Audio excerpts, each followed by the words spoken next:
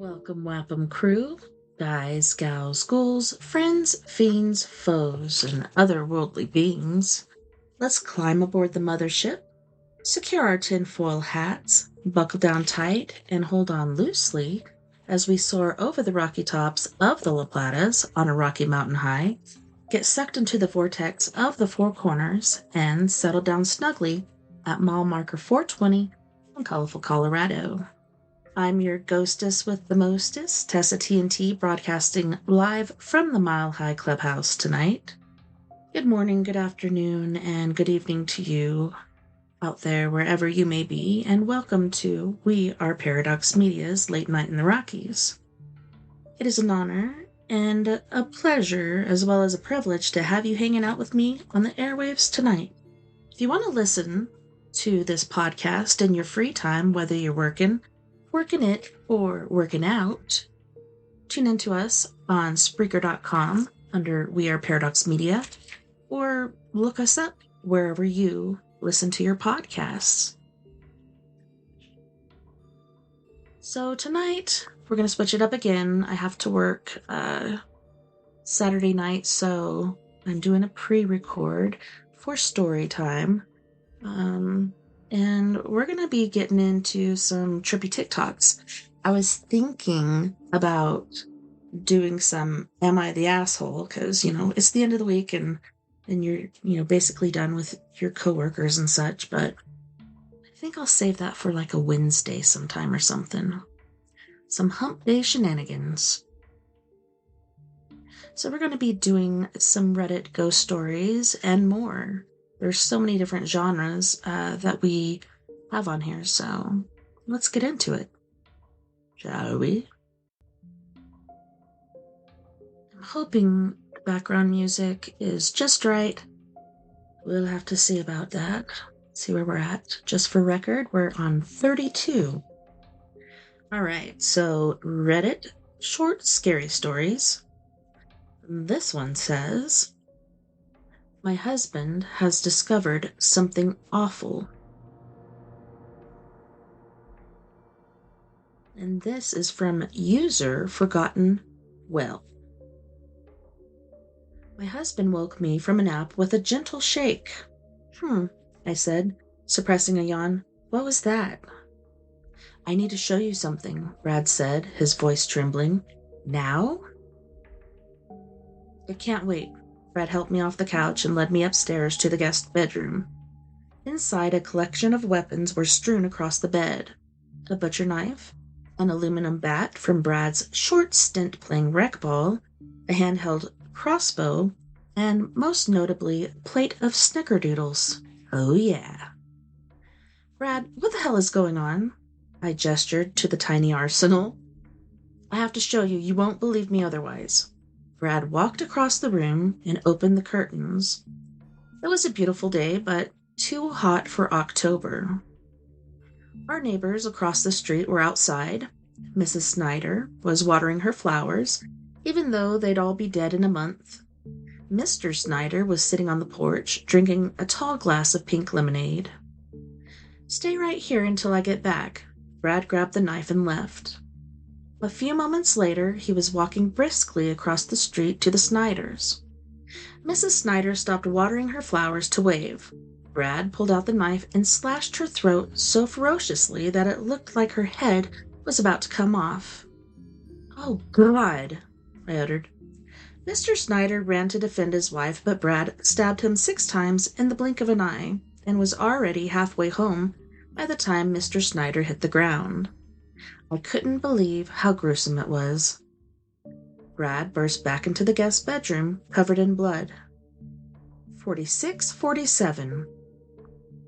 Brad, I whimpered. Why did you do that? Brad pushed me away from the windows and shut the curtains. 52, he muttered. 53. Talk to me, I cried. 57, Brad said, and flung the curtains open.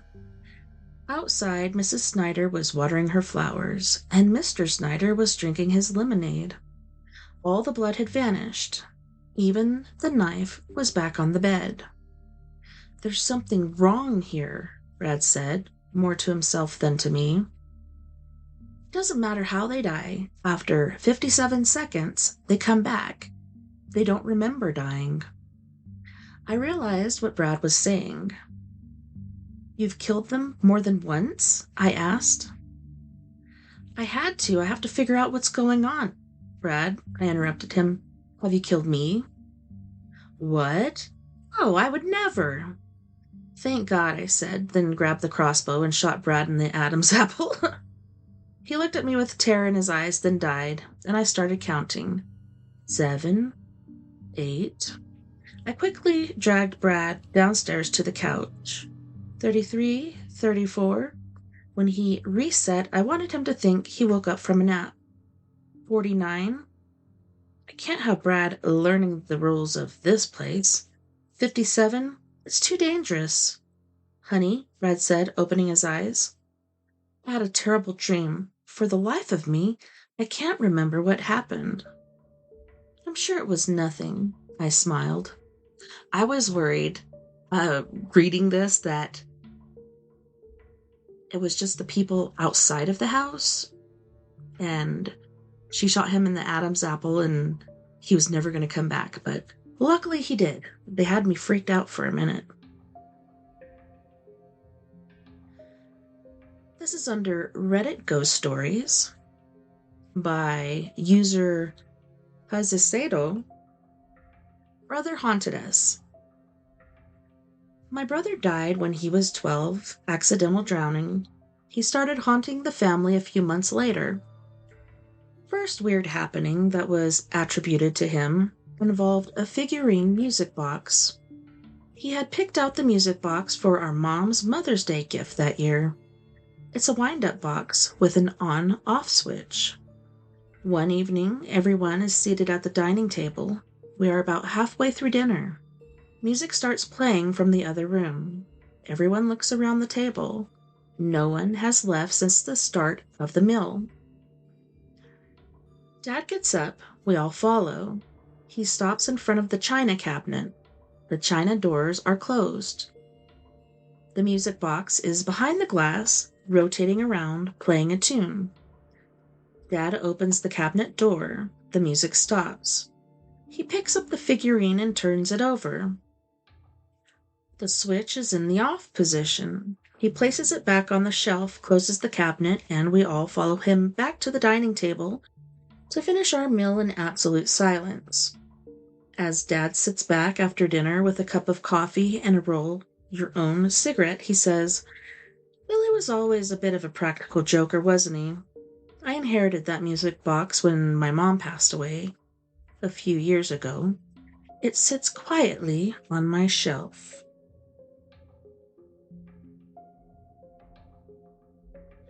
Glitch in the Matrix. This one is by Hansen Tranhe. Hansen Tranhe? I don't know. I saw my mom's face became pixelated like a computer program for a split second. It was a random Friday night as we sat and talked about family on the couch. Suddenly, my mom's face became pixelated like a computer program for a split second. I wasn't drunk nor on any drug. I was completely clear-minded. My eyesight is 19/20. It creeped me out so much I haven't been able to come back to see her since, and that's not even the weirdest part. My mom has always been very strange and distant towards me since that day, via text and calls. Yesterday I plucked up all my courage to call and tell her this, and guess what she said? I saw your face did the same thing. Very glitchy.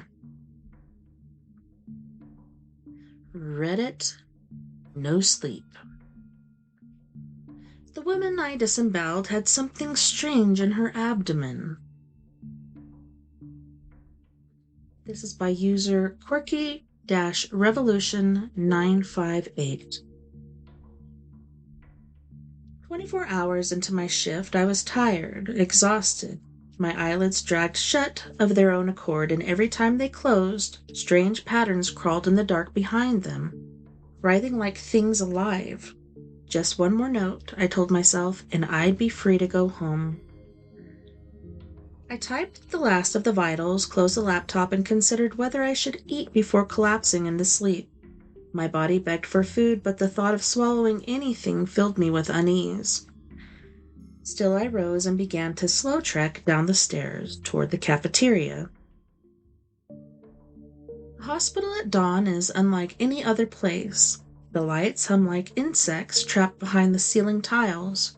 Shadows lean across the sterile floors, and every cough, every shuffle, echoes far too loudly in the corridors. That was when I saw her. In the lobby, a woman slumped in a wheelchair. Her skin was waxen, her hair slicked to her temples with sweat. Her eyes, half-lidded, unfocused, reflected nothing, as if light itself recoiled from them. A man stood behind her, glancing between her face and the indifferent receptionist at the box.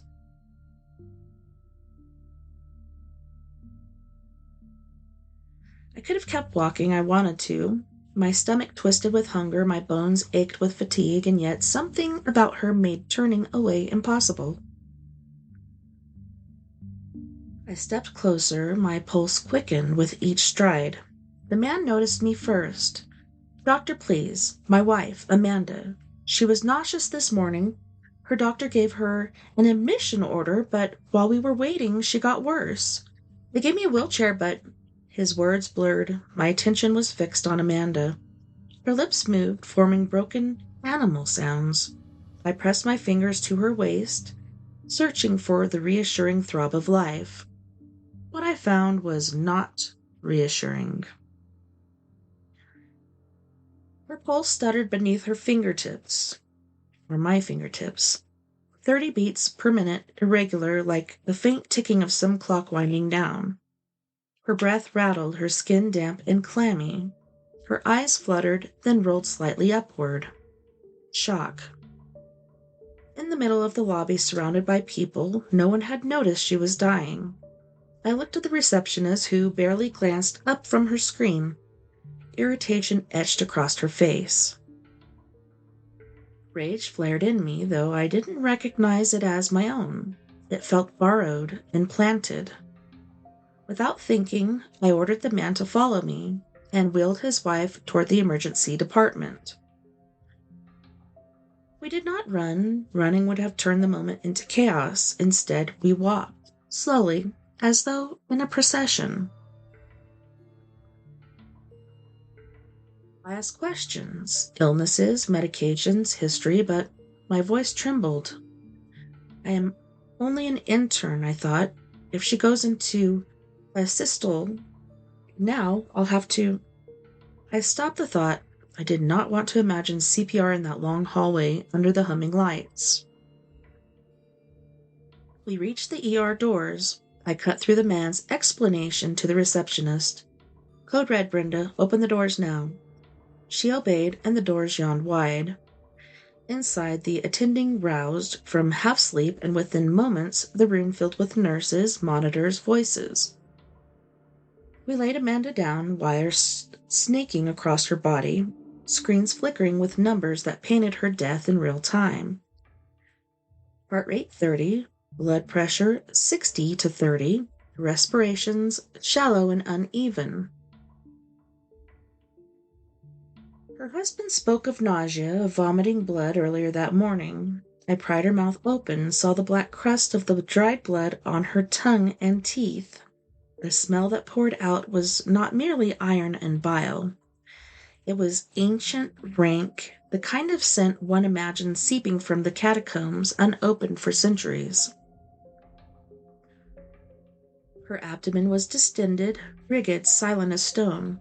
I pressed my stethoscope to her flesh, and for a moment I imagined I could hear something, not the hush of peristalsis, but a faint whispering murmur, as though the body contained no organs but voices. The monitor beeped. 29 beats per minute. Atropine now, the attending barked. The nurse obeyed. The numbers crawled upward reluctantly, like a creature stirred from slumber. 30, 31, 37, 40. Amanda moaned, each sound leaving her in a rhythm too precise, too ritualistic, like prayer to some forgotten god. I leaned toward the attending. It may be a perforated ulcer. He ordered an ultrasound. The black and white image revealed free fluid throughout her abdomen. She was bleeding, drowning in herself. She would need surgery. Go fetch the chief, he told me. I obeyed. Chief came, looked once at the monitor, then made a call. As soon as she's stable, we'll stop the bleed. 30 minutes later, Amanda was deemed stable enough for the OR. As we wheeled her down the corridor, I felt the walls draw closer, the fluorescent lights flickering as though dimmed by her presence. In the operating room, I introduced myself to Dr. Roberts, who led the case. He nodded. We'll need more hands, Dr. Brown will assist as second surgeon. We scrubbed, donned gowns, and began. When the first incision was made, a smell erupted. Not the acid tang of cauterized flesh, but a stench older, heavier. It clawed its way into our sinuses, made our eyes water. It smelled of earth, of graves, of something left to rot in silence for centuries. We opened her abdomen. Darkness spilled forth. Blood, black as tar, oozed from within. But it was not merely fluid. It was alive in its stillness, drinking in the light, bending the edges of the room. We worked deeper. The cavity stretched unnaturally, as though her body contained more space than it should. Dr. Roberts and Dr. Brown lifted the intestines out and pressed them into my hands. I should have felt the gentle rhythm of peristalsis. Instead, the coils twitched in violent, jagged spasms, as if something inside them struggled to escape. Sweat soaked my mask. My heart stuttered. I gripped the mask with trembling fingers, desperate not to drop it.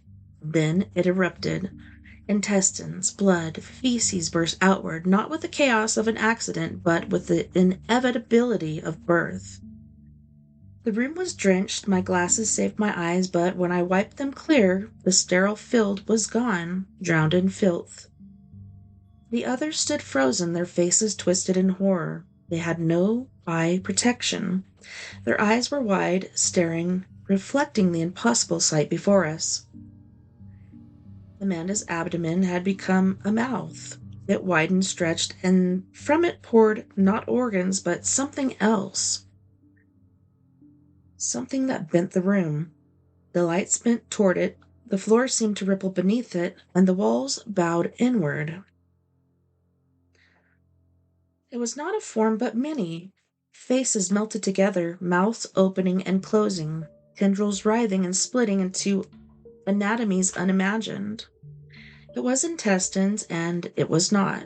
It was flesh, and it was something older than flesh. The thing touched the surgeons, and they did not scream. They did not blink. They simply froze, their pupils swallowed by black.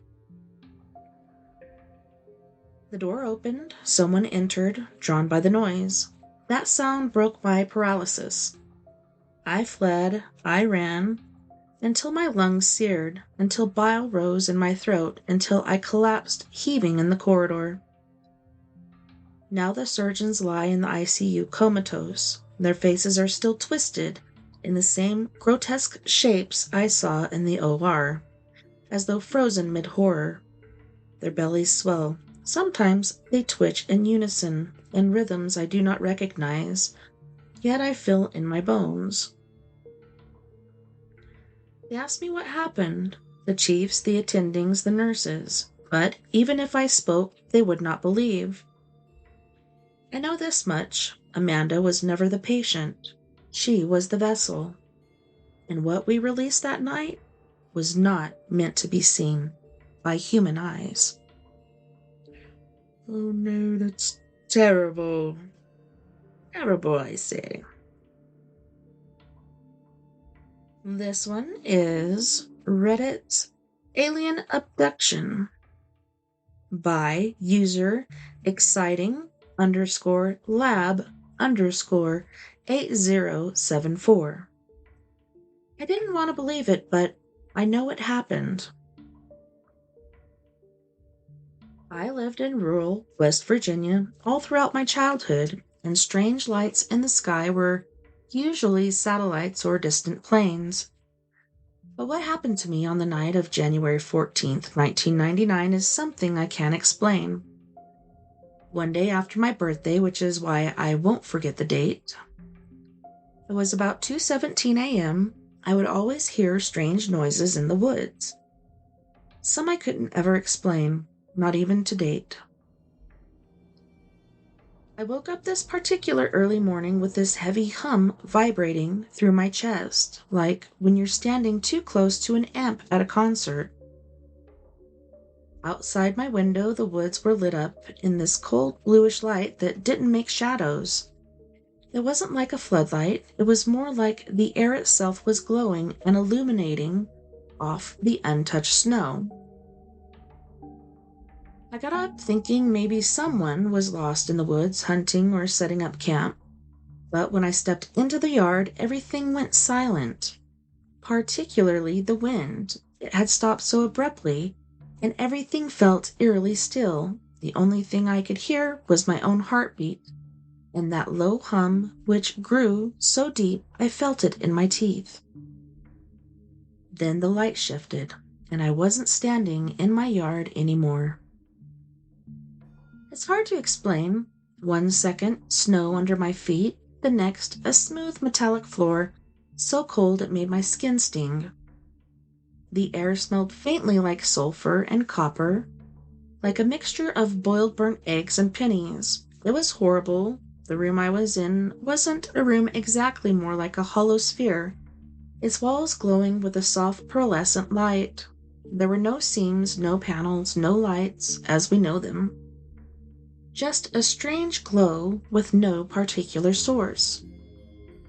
And I wasn't alone. 3 figures stood about 6 feet away. They were tall, thin, but not the gray aliens you see in movies. Their skin looked almost translucent but rough at the same time, like a prehistoric reptile. They had big eyes, yes, very black eyes, and their mouths were barely slits. I'm going to pause here and just say I've had nightmares of this horrifying moment in my life. And I'm more than okay with anyone saying this is bullshit because I want it to be bullshit. This has tortured and traumatized me my entire life, and I need to just get it out there and off my chest. I'll take whatever discredit you have to throw at me, but I know it happened, regardless of it feeling like a very unrealistically vivid dream at the time, a dream that really never left me. I couldn't move at first, not like I was paralyzed, more like I'd forgotten how to tell my body to move. But I didn't feel scared, just overwhelmed. One of them came closer and tilted its head, and instantly this wave of calm rolled through me, like a sedative, and then I felt words in my head that weren't mine. "You are safe. This is brief," it said. A section of the wall rippled open, literally like liquid metal or mercury, and a smaller chamber was beyond it. They guided me inside without touching me. The second room was darker and filled with a dim blue mist in the center. A raised platform hummed softly. They gestured, if you can call it that, for me to sit. I sat, and the surface molded to my shape. Warmth spread through my spine, and images flooded my mind.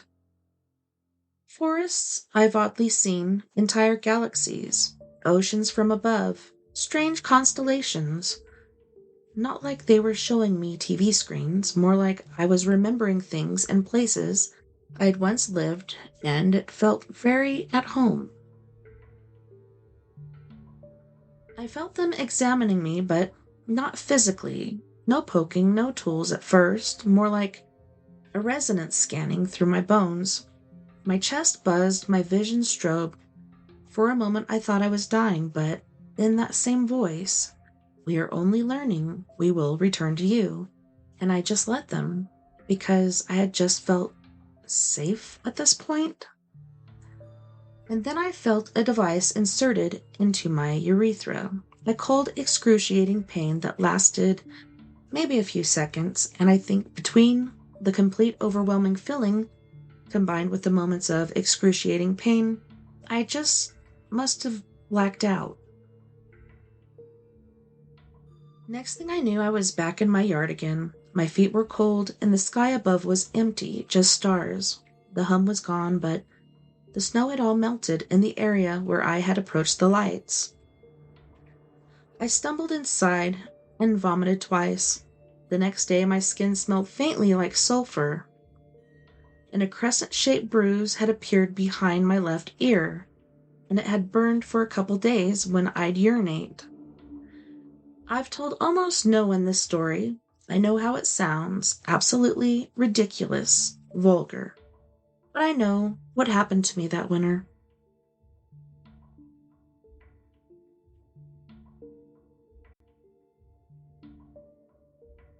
This is Reddit Paranormal Encounters by user Roll Now, ROAL. Personal experience that still gives me chills every time I retell this. Just found this subreddit and wanting to share my experience to hear y'all's thoughts on what the F this was. Some context. I'm asleep, and my girlfriend at the time was asleep to my right. I wake up in the middle of the night and see what I think is a person standing basically in the doorway to my room. This was in college and I had a roommate, so my first initial reaction was, "Get out of here, weirdo, no watching." Then, all of a sudden, I felt like I was being held down and nailed shut in a coffin. Next thing I remember is my girlfriend started screaming and freaking out. I snapped to it and sky jumped off my bed to the light switch, turned it on. Her first words was, "Someone was just holding me down and nailing me shut in a coffin." Goes to say we didn't go back to sleep that night. How did she experience the same exact thing as me at the same time? Maybe I was sleep talking and pushed those thoughts into her dreams. I don't know, but it gives me chills because I'm pretty lax about this stuff. I try not to think too hard on it, as maybe that gives it power. You never know.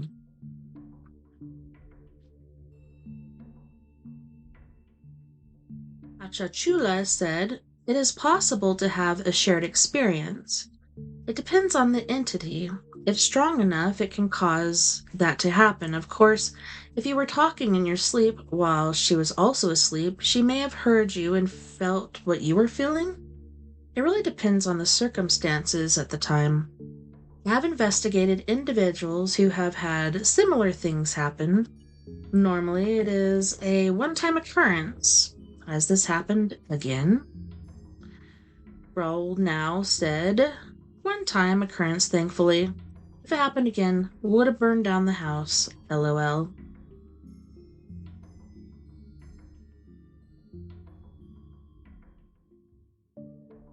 This one is Reddit Mark Narrations.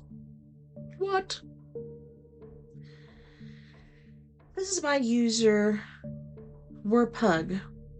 "Am I the asshole for reporting my sister to CPS and not telling her it was me?" Yeah, we're not gonna do Am I the Asshole tonight. We're gonna do that on Hump Day. Reddit Alien. "The face hugger should not just be spitting out a tadpole." This is by user dead hyphen o underscore comics.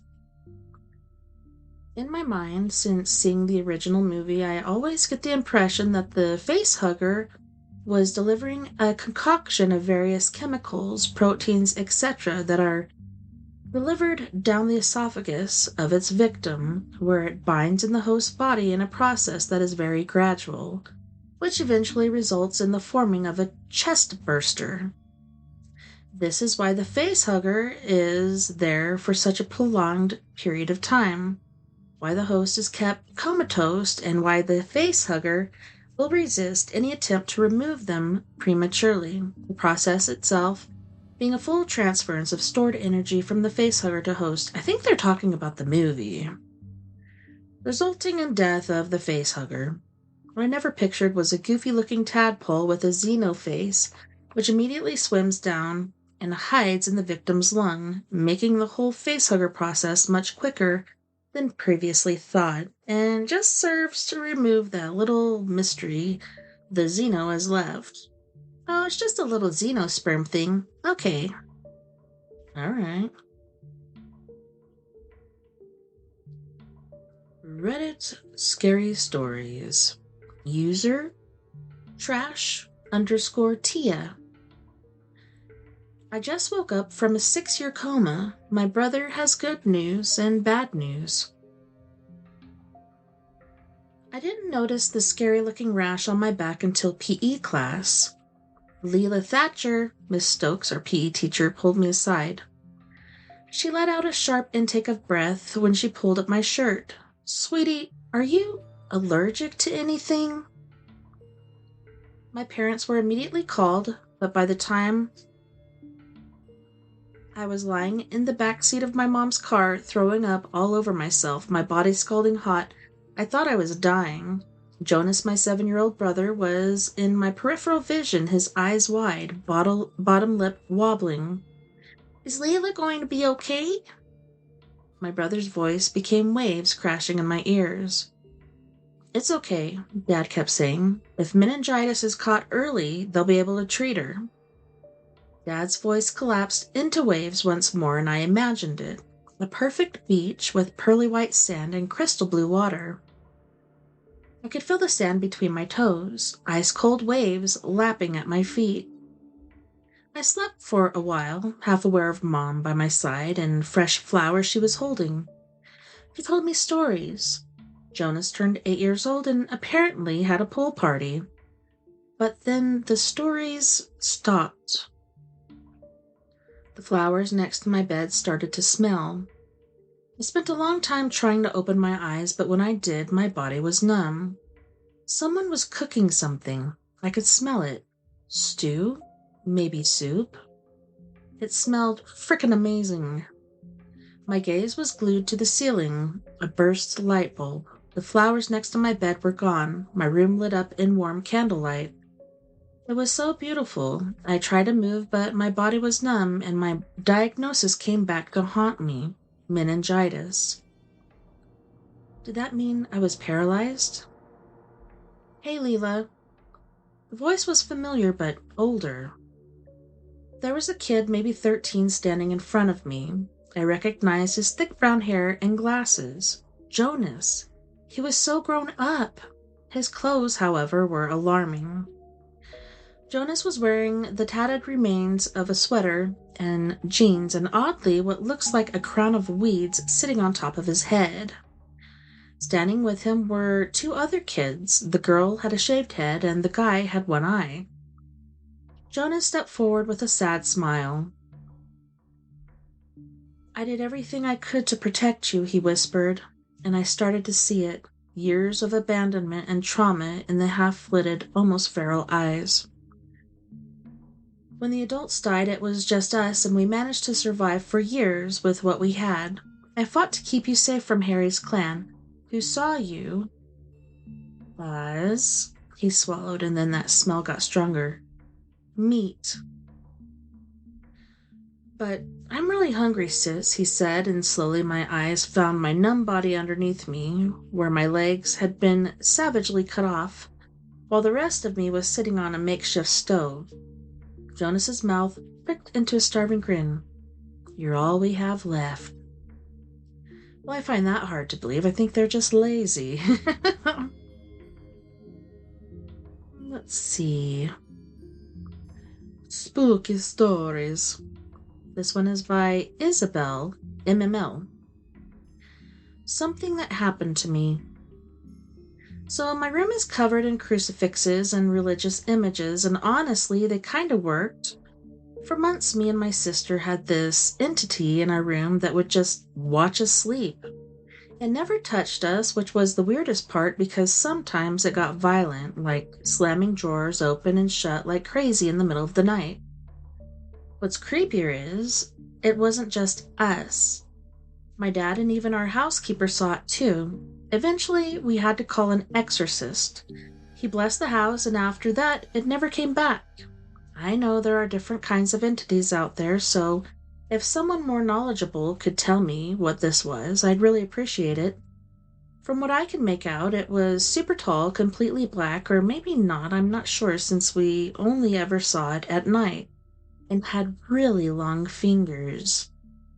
Ew. Yeah, I don't like that. I don't like that one bit. Reddit humanoid encounters. User _ Chickage. Potential witch sighting. Hey guys, just wanted to share this short story of an encounter I had in June 2018. It recently popped back in head after viewing some photos I had taken with my friends on the same night, and after doing some research, it kinda spooked me out. I'm not sure if this counts as paranormal or humanoid in any way, but something about it isn't right.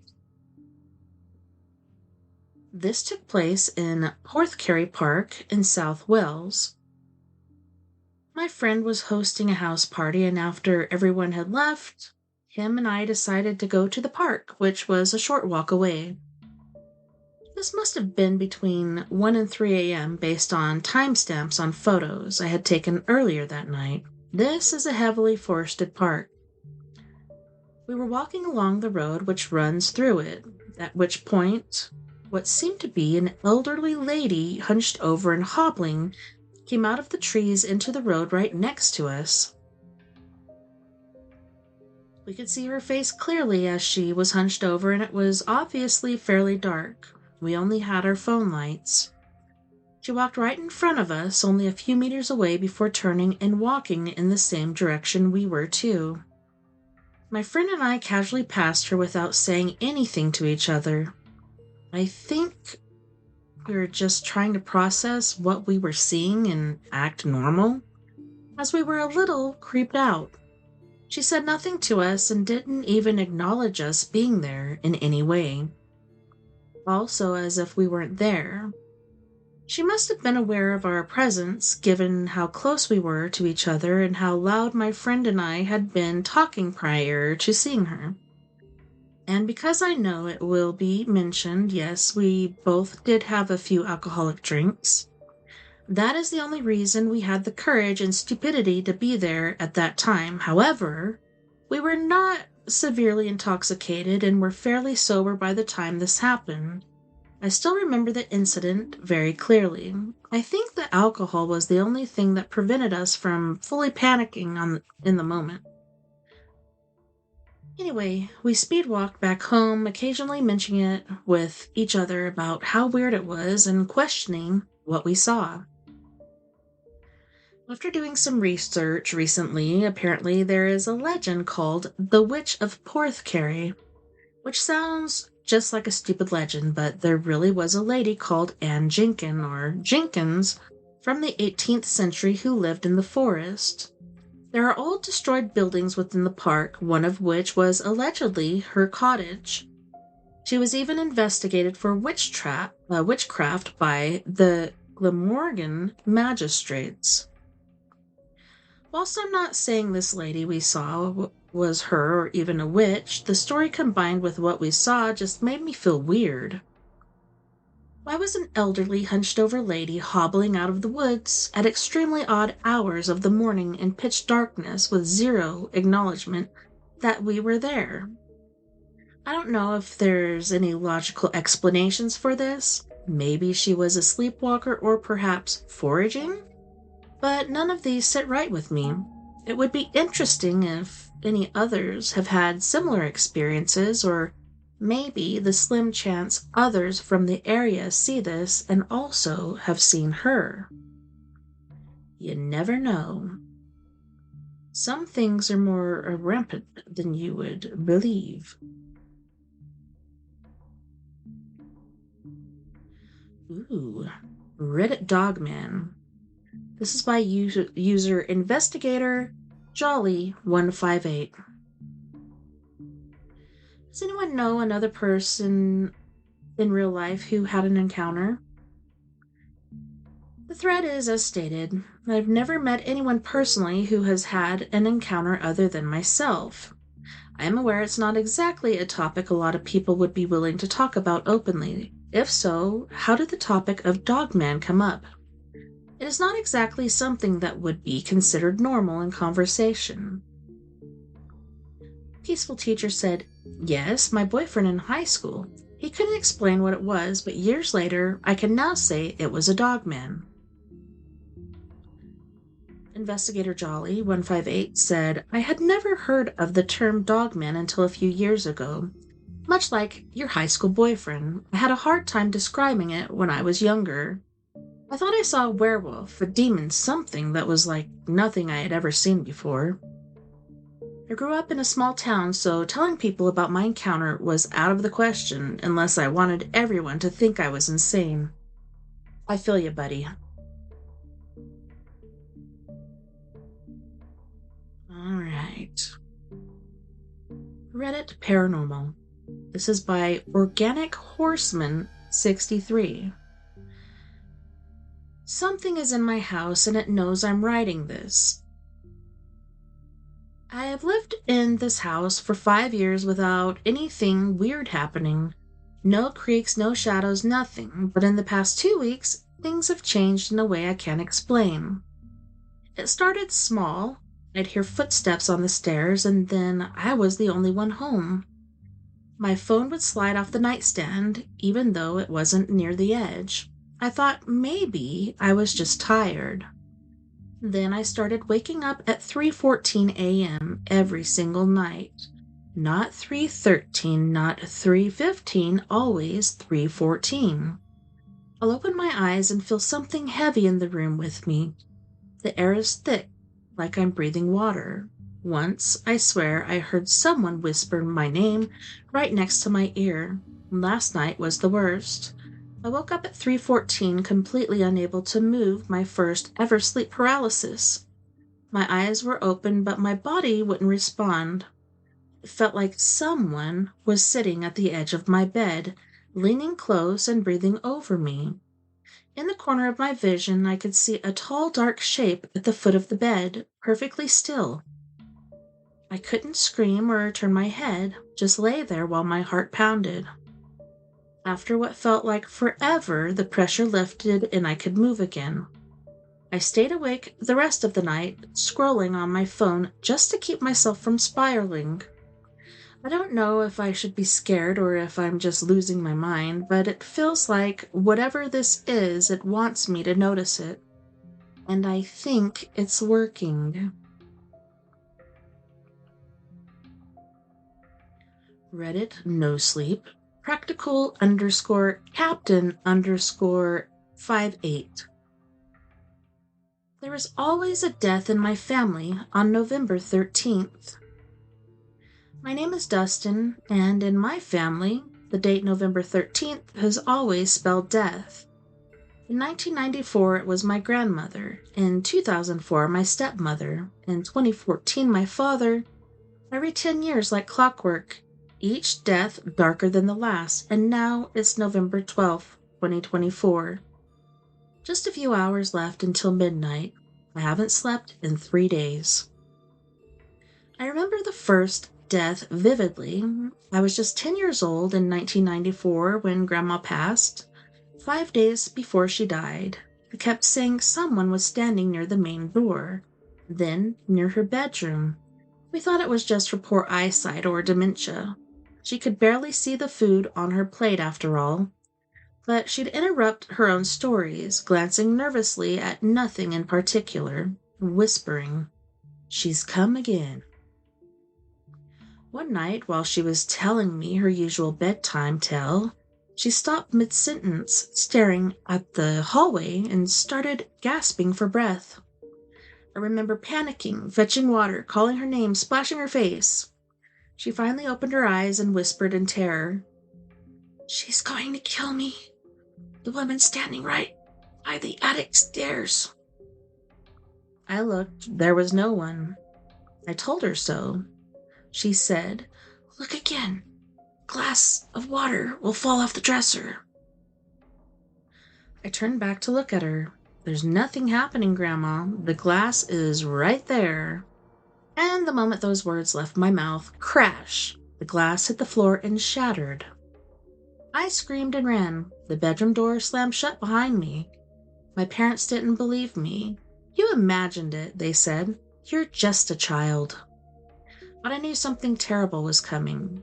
And I just gotta add here, you always listen to your kids when it comes to this stuff. They are closer to the bell than any of us, unless you're dying.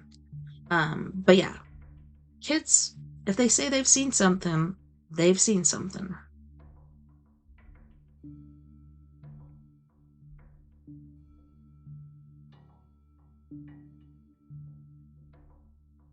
But I knew something terrible was coming. 2 days later, we found her body in the attic room, curled up in the far corner, her eyes and mouth wide open, frozen in fear.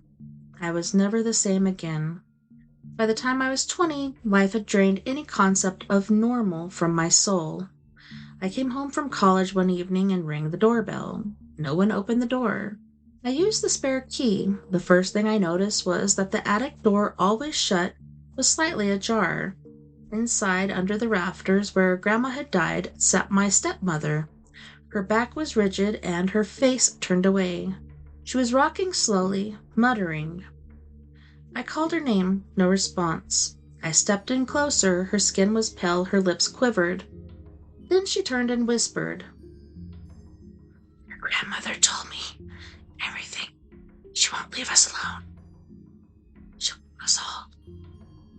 Over and over like a chant. I tried pulling her away, but she felt impossibly heavy, like she had sunk into the floor itself. When I finally got her out of the attic room, the dresser inside rattled, then a glass flew off and shattered, just like before. She pushed me out, slammed the attic door shut, and locked it. I called my father, who rushed home. His face was pale, almost icy.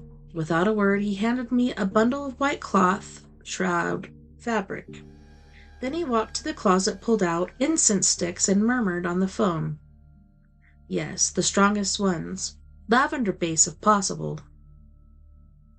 Then to me, "Stay away from the attic. I'm going to break the door." I will never forget what I saw next.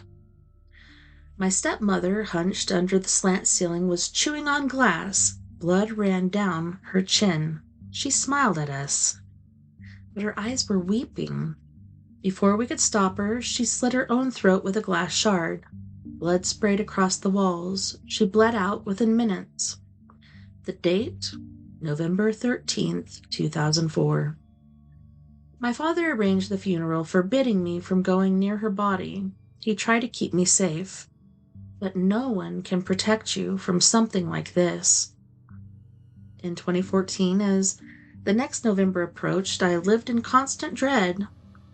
Every creak in the house made me flip on all the lights. I avoided mirrors, shut the attic, and barely slept.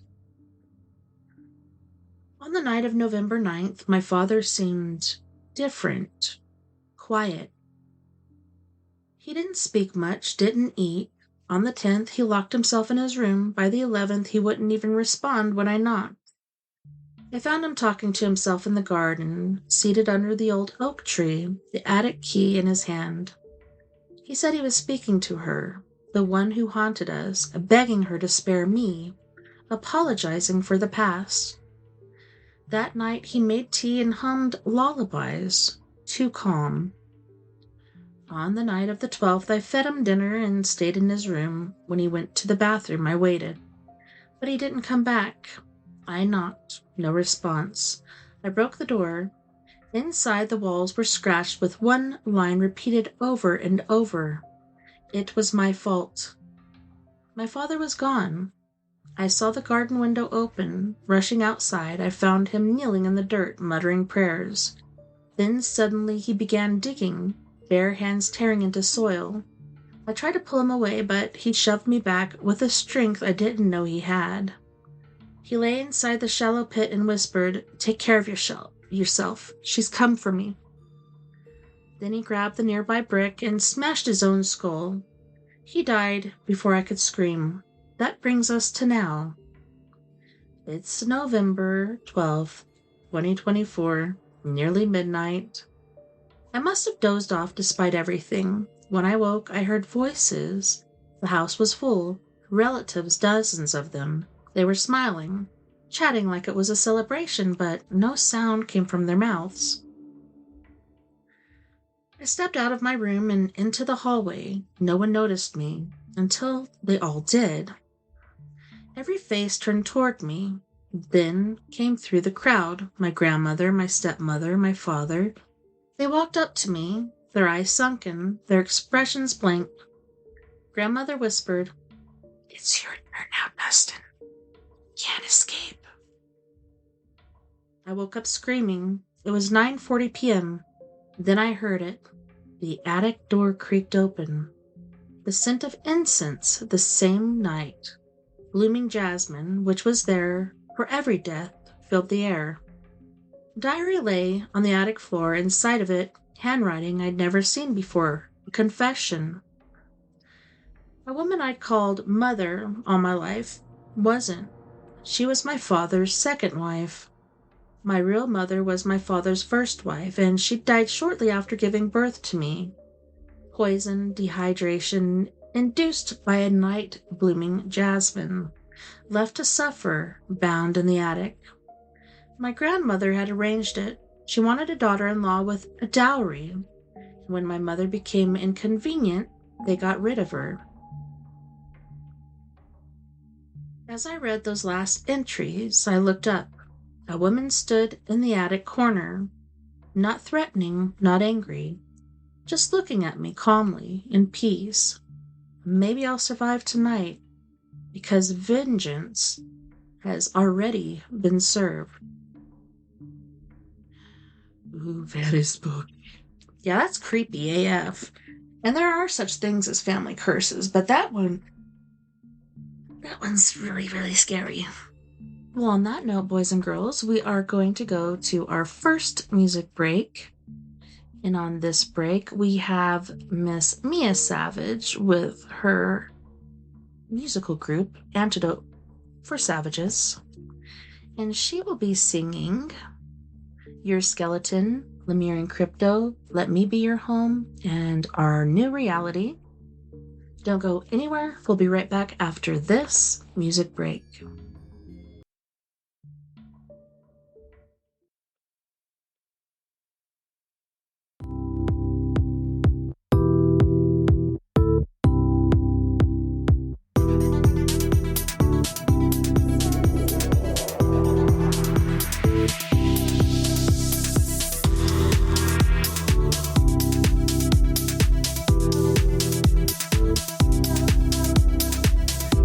That I could take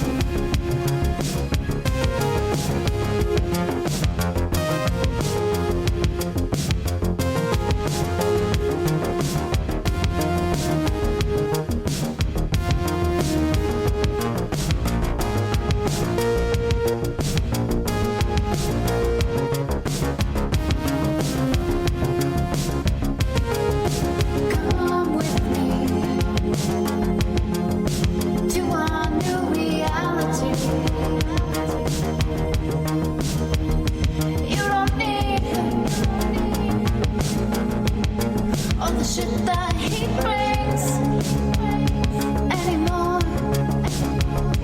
You're mine. You're mine. Tonight. You're mine.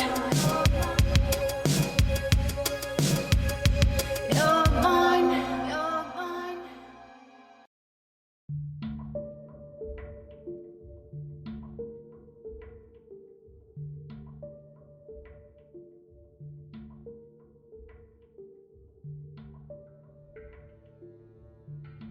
Welcome back, and thanks so much for hanging out with me tonight on We Are Paradox Media's Late Night in the Rockies. Alright, so instead of doing more Reddit ghost stories, etc., I figured we would get back into the book that we had checked out. On this book, oh my goodness, let me pull it up really quick. I have the inside pages, but I believe it's Legends of Colorado, but I don't want to give you the wrong... Okay. Forgotten Tales of Colorado is what it's called. And it's been pretty good so far. Stephanie Waters is the author. And I believe they have a certain person doing all the pictures and stuff inside, but I don't see the name here.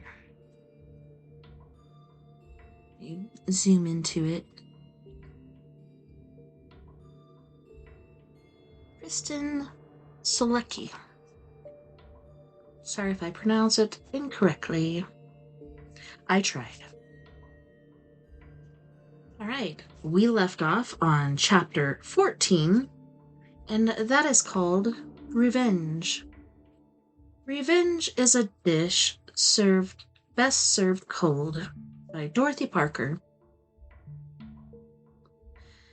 Every schoolboy knows that revenge is a wild justice, and nowhere was that more true than the Old West. One infamous tale of wild revenge happened on Christmas Eve, 1854.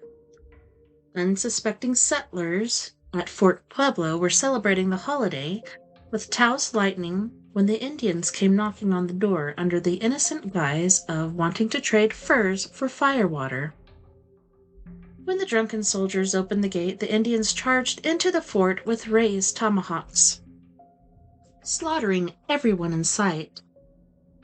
The Utes and Arapahoes were angered by the smallpox epidemic that had been spread by disease blankets given to them by American soldiers. The Indians got revenge again in 1865, but this time their weapon of destruction was bacon. Oh my gosh. When a wagon load of the savory breakfast meat was sent to Fort Halleck, it was hijacked by a party of Indians seeking revenge for the recent massacre at Sand Creek.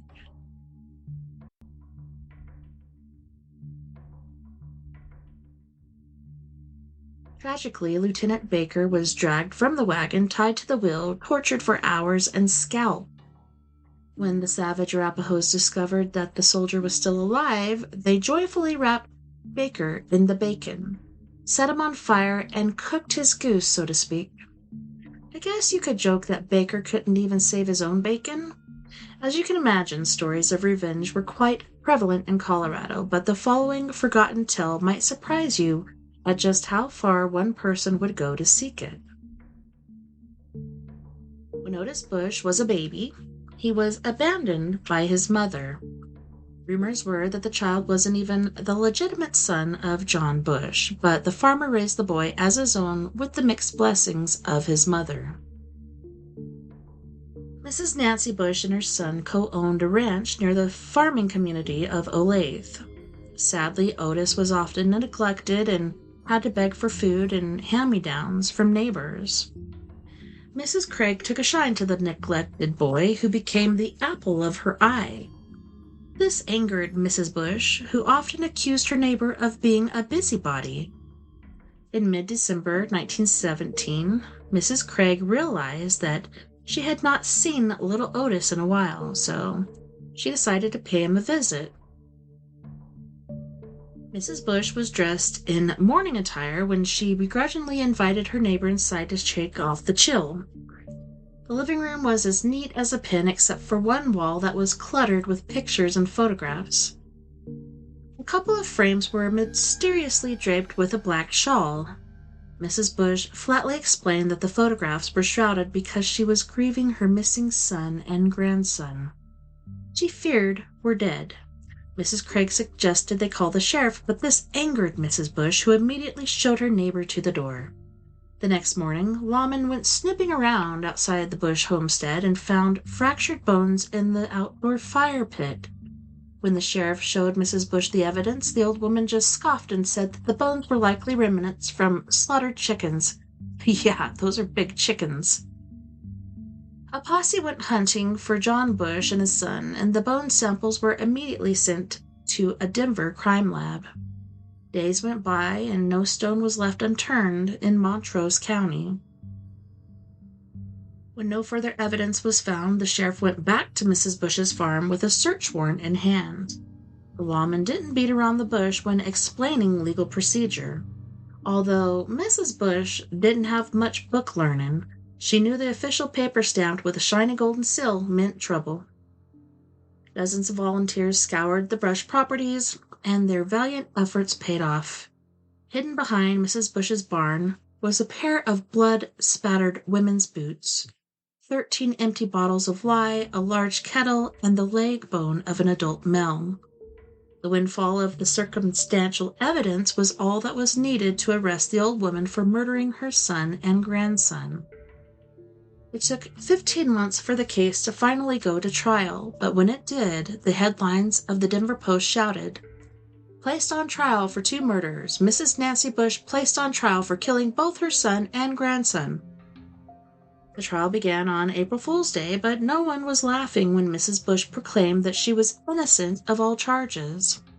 After weeks of testimony, she took the stand and finally admitted to killing her only son by using the "I killed him, but he deserved it" defense. When that failed to gain sympathy, Mrs. Bush claimed that she had murdered her son in self-defense, but the jurors didn't buy that lame reason either. After running the gauntlet of excuses, Mrs. Bush finally admitted that she was angry with her son for killing her grandson and simply wanted revenge. The grandmother testified that one night John got drunk as a monkey and accidentally killed Otis and then destroyed the corpse.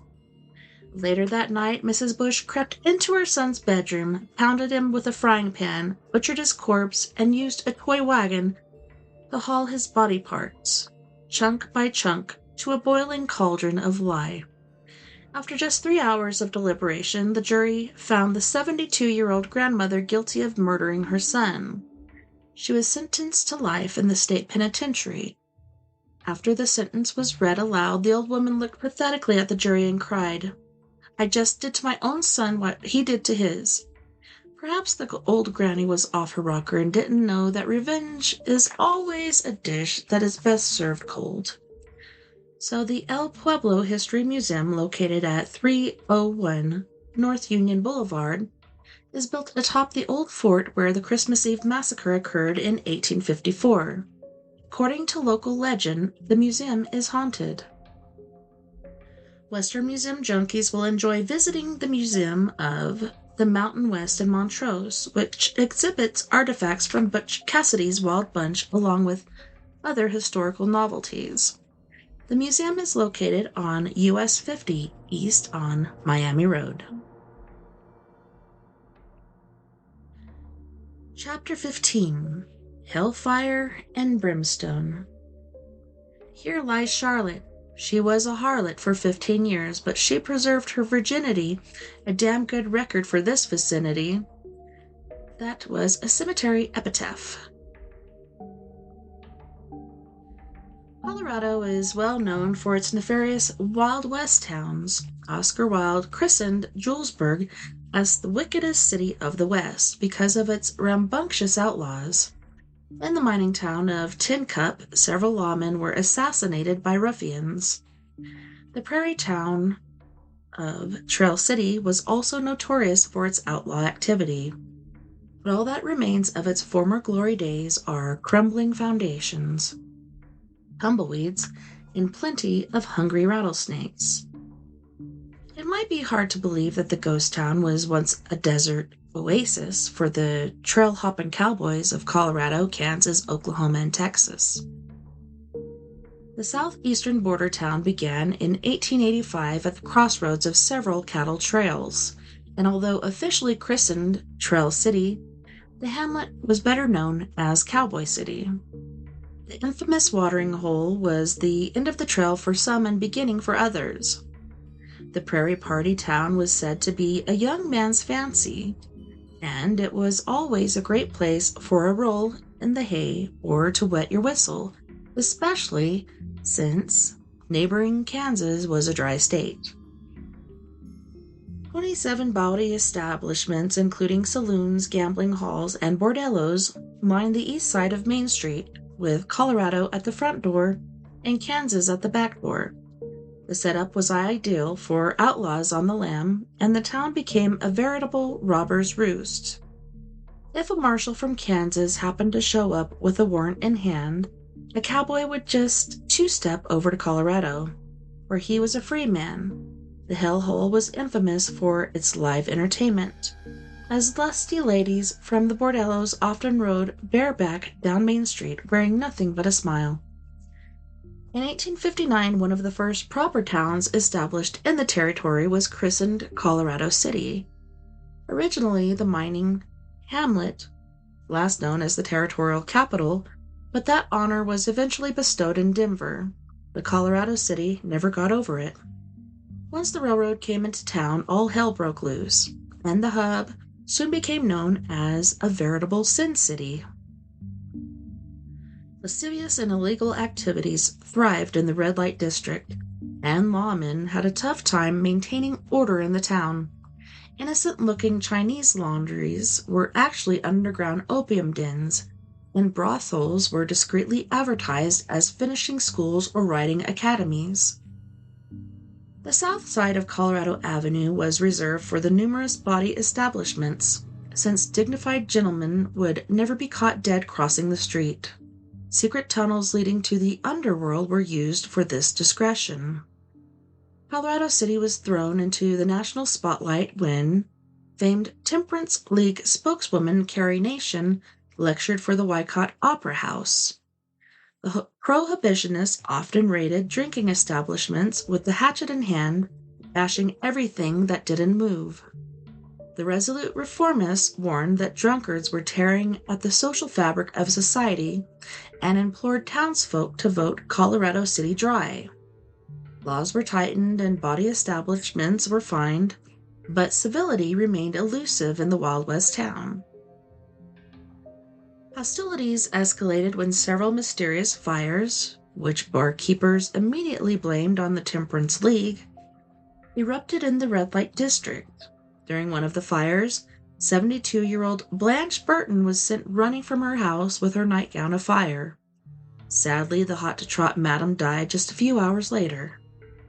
The infamous harlot was buried on Christmas Eve 1909, and the Colorado Springs Gazette featured a story about the life of the hooker with a heart of gold. The headlines proclaimed, "Did much good. Mrs. Blanche Burton was ever ready to befriend the poor. Funeral this afternoon." Some folks believe that notorious Colorado City Madam Laura Bell McDaniel was also victimized by the revengeful teetotalers. I think it's tattletellers, but I don't know. Teetotalers. Interesting.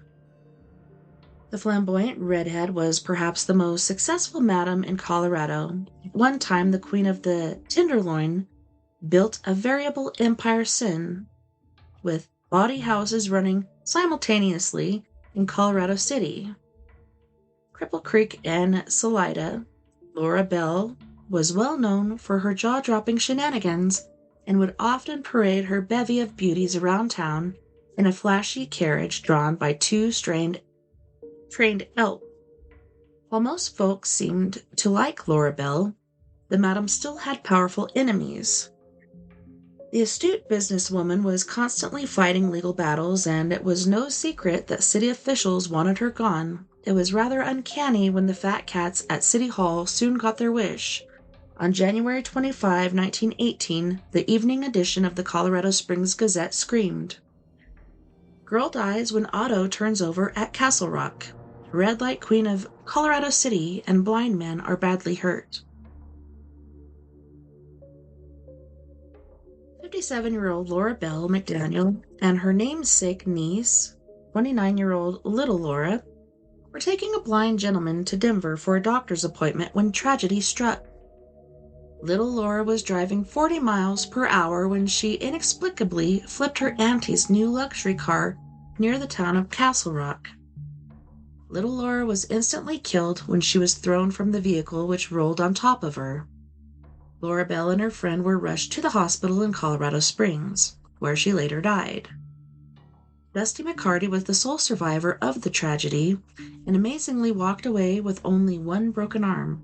It was later discovered that the deputy district attorney for Colorado Springs and two of his henchmen were following close behind the doomed trio just before their car went off the road. Laura Bell's camp shouted foul play, but the dead can't talk, and the blind don't make good eyewitnesses.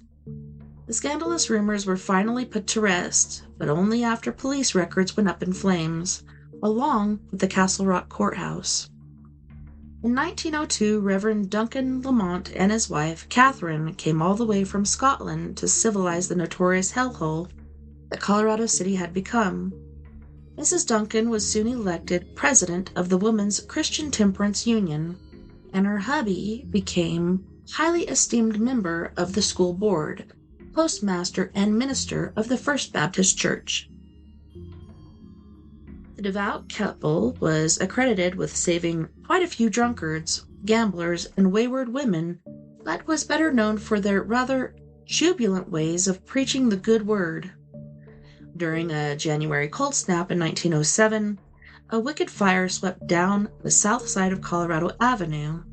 As hungry flames swallowed the red light district, the preacher joyfully praised that his prayers had finally been answered while firemen worked feverishly to extinguish the roaring blaze. The preacher proselytized to the slaves of Devil Rum about his greatest moral victory. Lamont shouted that the wicked city of sin was finally being baptized by a fire, just like the biblical towns of Sodom and Gomorrah. Finally, the frenzied firemen grew tired of the ranting reverend and blasted him with the water hose. The shady ladies joined in the fun and baptized the holy man with water buckets. Needless to say, the pillar of society froze into a pillar of ice and had to be carried back to the church to thaw out.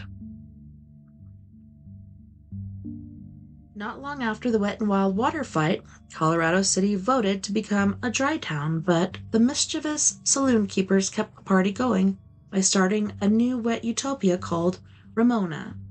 Ramona was located just a few blocks away from the motherland of Colorado City, rising from the ashes of the red light district like a phoenix. The exciting enterprise ignited great enthusiasm when it was learned that the new town would be a partier's paradise where anything goes. Over 1,300 rugged individuals signed the petition to incorporate the new oasis, and Colorado soon gave its official stamp of approval. Saloons popped up overnight, and a tent city quickly followed. Ramona elected a mayor and appointed city council members, all of whom just happened to own saloons. During the summer, large tents were set up for Chautauqua-type boxing events, and several championship fights were staged in the Manly Man's Town. By the end of the year, Ramona boasted a population of 300 and had a cigar shop and drugstore, but mostly consisted of bawdy establishments. Word about the renegade town worried many, and fear only added fuel to the flames.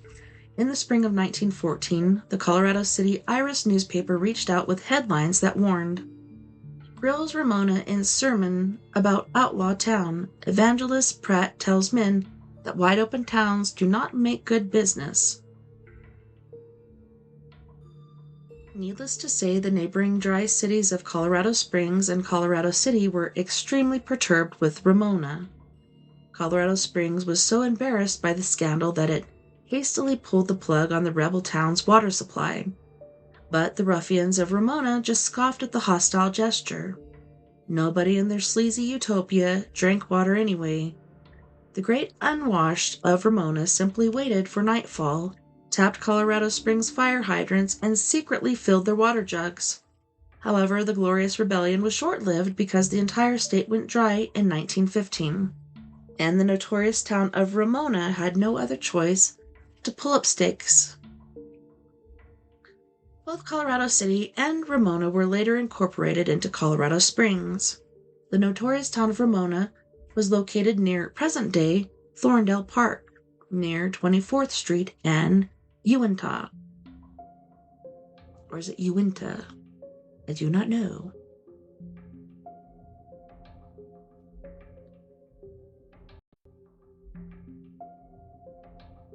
Chapter 16. One-Man Wonders. There's no substitute for hard work. Genius is 1% inspiration and 99% perspiration. By Thomas Edison. Colorado is home to several amazing man-made monuments that confirm the vision, pride, talent, and tenacity of the architect. One of these incredible structures is Cano's Castle, which is located in the southern Colorado town of Antonito. Dominic Espinosa, known to locals as Cano, created the towering castle entirely out of recycled items. From a distance, several gleaming beer can turrets loom over the horizon. Cano began creating his castle over 40 years ago and called its labor of love a work in progress. One can't help but be amazed at the towering hodgepodge marvel, especially considering that the artist works without a net. Another self-made visionary is Jim Bishop, who calls himself a modern-day castle builder. The human dynamo has been featured in both local newspapers and national magazines for almost half a century. Mr. Bishop is an inspiration to many because he built a colossal monument representing personal triumph over naysayers. The self-taught artist dropped out of high school when a teacher told him he would never amount to anything. The ambitious kid saved money from a paper route to buy property in the San Isabel Mountains. 10 years later, he married his sweetheart and built her a rock home using only his bare hands, grit, and determination. When his wife told her Prince Charming that the cottage looked more like a castle, inspiration struck. Without the use of blueprints or power tools, Jim Bishop built a rambling monument for his queen that spirals 160 feet into the heavens. The castle features a grand ballroom, stained glass windows, intricate ironwork, and several spiral staircases leading to balconies with bird's-eye views of the forest. Protruding from the metal and glass roof is the monstrous head of a fire-breathing dragon, which hovers over the castle like a loyal sentinel. Scrappy Renaissance man promises that Bishop's castle will always remain free to the public and jokingly calls his masterpiece Poor Man's Disneyland. When asked when the castle will be completed, Jim says that his work will be finished the day he stops breathing. On any summer weekend, you can drop by Bishop's Castle and marvel at the monkey man swinging over sheer rock walls with a bucket of mortar in hand. It's a real treat watching a living legend at work, and thankfully it doesn't look like the silver-haired genius will be slowing down anytime soon. Believe it or not, Cano and Jim Bishop were not the first one-man wonders to build amazing monuments in Colorado. Over 100 years ago, an impoverished Italian immigrant named Uberto de Bello built a truly amazing underground monument near Julesburg, now known as the Italian Caves. this underground marvel became a true testament to how far one man can go when he has a good wife behind him. Uberto Cabello, who would later be known as the Human Mole, was born in Italy in 1840 and worked as a stonemason and miner until he set sail for the United States in 1880. He worked for the Union Pacific Railroad until he saved enough money to start a homestead near Julesburg in 1887. Homesick for good Italian wine, Uberto planted a vineyard, which he irrigated by digging a cement-lined trench from the South Platte River. But despite the sophisticated system, the grapes withered on the vine, and he lost his life savings on disastrous enterprise. Sadly, Uberto was forced to give up farming on his infertile land and became a water witch, finding and digging wells for local farmers. Legends hold that Uberto learned the trick of dowsing or water witching in his homeland of Italy, where his grandfather taught him to make dowsing rods from tree branches. Uberto became well known around Julesburg for his unique talent and for being a tad peculiar. He lived in a tent like a hermit on his barren land, but most folks in Julesburg liked Uberto, despite his quirky reputation. Why did the Human Mole begin his obsessive digging? Perhaps the Italian was inspired by a unique sod home built nearby by German bachelor Charles Leeks. Leeks fashioned the underground shelter in the shape of a stone jug and used the long, narrow neck leading to the surface of the periscope. Subterranean structures were popular during pioneer times, mostly because they provided ideal protection from Indian raids. And so it was that the Human Mole labored by the sweat of his brow and excavated his worthless barren property until a modest sod home was finished. Thrilled with his success, the Italian dynamo dug another underground sanctuary that was bigger and better than the first. Then, for the next 23 years, the dynamic digger continued tunneling into the earth by dim lantern light, using only a pickaxe, a shovel, and a sturdy wheelbarrow. He jokingly called his wife. The lifelong bachelor dug a complicated series of underground rooms connected by a 9-foot wide tunnel that stretched over half a mile. The largest cavern was over 350 feet in length, 6 feet tall, and 10 feet wide. The stone staircase led down to a 150-foot foyer in which pictures were hung on the dirt walls. Some of the rooms had furniture carved from dirt and featured sod beds, tables, and niches carved into the walls. A few of the rooms featured 60-foot deep water wells that were powered by above-ground windmills. Uberto guarded his incredible underground den with the fierce pride of a lion.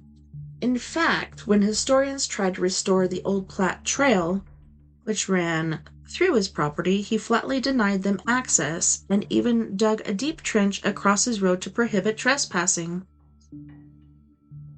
Some reports stated that the old man demanded that travelers paid a fee when passing through his land and shot at those who did not comply.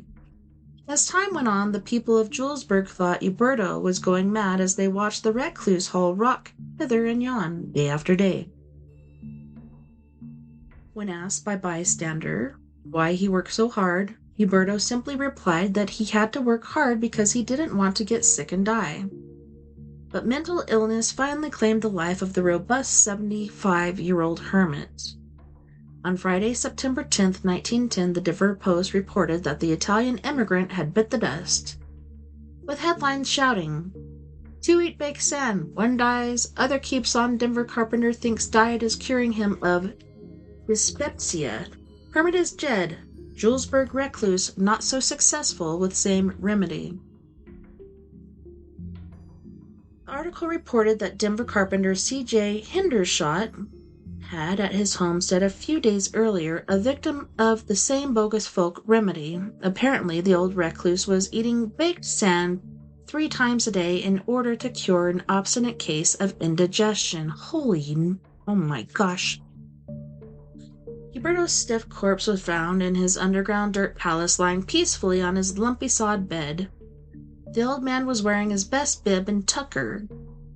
his red skull cap smashed typically over a mop of cotton white hair. Sitting next to the bed was the fateful wheelbarrow he called wife, filled with rocks and sand.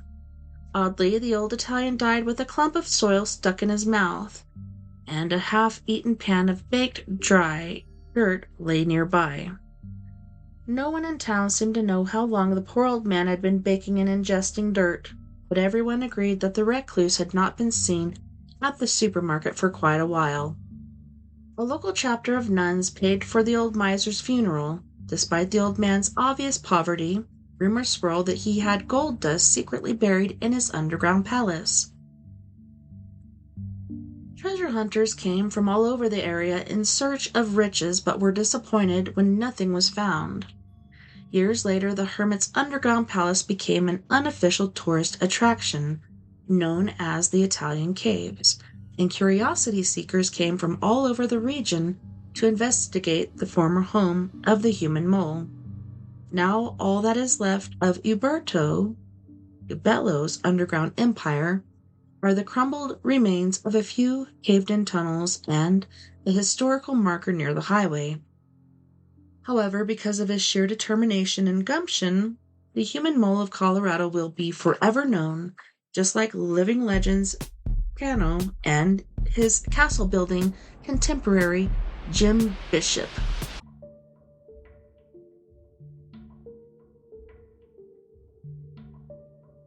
Cano's castle is located on the main drag as you drive south into Incognito. Bishop's Castle is located on Highway 165 near Rye and is open from dawn to dusk during the summer. Just look for the castle mailbox on Highway 165 or call 719-485-3040. Uberto Gabello is buried in the Julesburg Cemetery, and the historical marker for the Italian caves can be seen just outside of town. Chapter 17, Serpent Slayers. In revenge and in love, woman is more barbarous than man. Friedrich Nietzsche. No one can argue that women were tough as nails back in the olden days, and a few in Colorado became notorious for their true grit. One amazing story centers on a diminutive young woman named Mrs. Slaughterback, who single-handedly slaughtered dozens of diamondback rattlesnakes near Platteville. The amazing feat won the young divorcee the honorable reputation as a sharpshooter and the nickname Rattlesnake Kate. The legend of Rattlesnake Kate began when she and her young son went duck hunting on October 28, 1925. Kate nearly had a hissy fit when a huge, hungry-looking rattler suddenly slithered onto their path, but the quick-thinking mother blew the reptile's head off with one blast from her Winchester just seconds before it was about to strike her young son. Happy with her kill, Kate threw the plump prize into her satchel, planning to serve it for supper, and then confidently continued strolling toward the pond. Just moments later, several more angry snakes seeking revenge slithered towards her, but the young mother aimed calmly and fired at every vile serpent that crossed her path until she ran out of bullets. Kate nearly panicked when the snakes kept coming at them from every direction, but the desperate divorcee ripped a no hunting sign off a fence post and used the business end of the club for the vindictive vipers. 2 horrendous hours later, the rattled woman stood triumphantly over 140 slaughtered serpents, which she later tanned and fashioned into a lovely dress, matching headband, necklace, and shoes. News of this seemingly superhuman seamstress spread like wildfire, and the young divorcee was often asked to sport the handmade rattlesnake dress at social functions. The feisty woman enjoyed basking in the limelight for the rest of her life and had several newspaper articles written about her exploits. During the middle of World War II, the San Diego Union newspaper ran an article on March 29, 1942, suggesting that brave Rattlesnake Kate join the battlefront. The headlines blared, "Woman snake fighter ready If Japs come. The article went on to say that the Colorado pioneer woman was ready for battle and how the sharpshooter was a veritable Annie Oakley with her gun. Rattlesnake Kate capitalized on her fame by starting a snake farm, where she harvested venom, skins, and rattles, and preserved them using her homespun taxidermy skills. Kate Slaughterback was an old woman when she died in 1969. The spunky seamstress was proud to have never lived down her hard-worn nickname. Perhaps that is why Rattlesnake Kate was engraved on her tombstone in Mizpah Cemetery near Greeley, Colorado.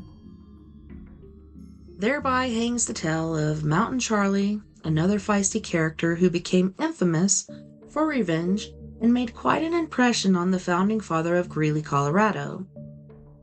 Horace Greeley was credited with urging Americans to go west, young man, and was reportedly pleased as punch to finally meet the infamous oddball at Gregory Diggings back in 1859. When Horace first came face to face with the living legend, he noticed that the young lad was suspiciously missing an Adam's apple and whiskers. Then it dawned on him that he was really a she. The diminutive, cross-dressing Mountain Mama had quite a reputation in the territory as an accomplished gunslinger. Mountain Charlie was described as an attractive woman who preferred to dress like a man but never bothered to hide her ample charms. Like many of the other men living in the gold camp, Charlie was running from her past and had a story to hide. Mountain Charlie began life as Elsa Jane Forrest and became a child bride at 14. A few years later, her husband, a respected gentleman gambler, was ruthlessly murdered on a Mississippi River boat. Mr. Jameson was tried for the murder, yet the low-down snake was never convicted for the crime. Without her husband's income, the young widow was forced to sell everything she owned, including her long, beautiful honey-brown hair. Elsa used most of the money to put her two young daughters in the benevolent care of the Sisters of Mercy. The young woman reluctantly traded her frilly dresses, dainty slippers, and lacy shawls for men's attire and worked as a cabin boy, planning to hunt down the riverboat thief who murdered her husband and then shoot him dead. 5 long years later, Charlie ran into Jameson at a gambling dive in St. Louis. That night, Charlie triumphantly announced her true identity and revengefully intent to send him to hell in a handbasket. Guns were fired. A bullet sliced through Jameson's arm and another ripped into Charlie's leg. When the gunslingers ran out of bullets, they sheepishly limped away, swearing to one day settle the score once and for all. When Charlie learned that Jameson had escaped to Colorado and become a prospector, she worked for the railroad until she had earned enough money to work him there or follow him there. In the gold camp of Gregory Diggings, she cast her bread upon the water and opened a bakery. By and by, the Mountain Mama saved enough money to later start up a watering hole in Denver. By that time, everyone was calling her Mountain Charlie, and so accordingly she named her new digs the Mountain Boy Saloon.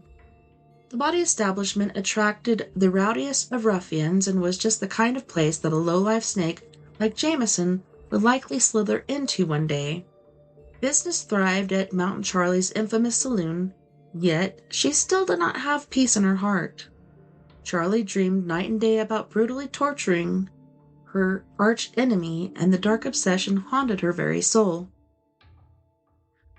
Finally, in the spring of 1860, Mountain Charlie had her golden day in the sun. Ironically, just outside the mining camp of Golden, she was heading into town on business when she spied a man who looked similar.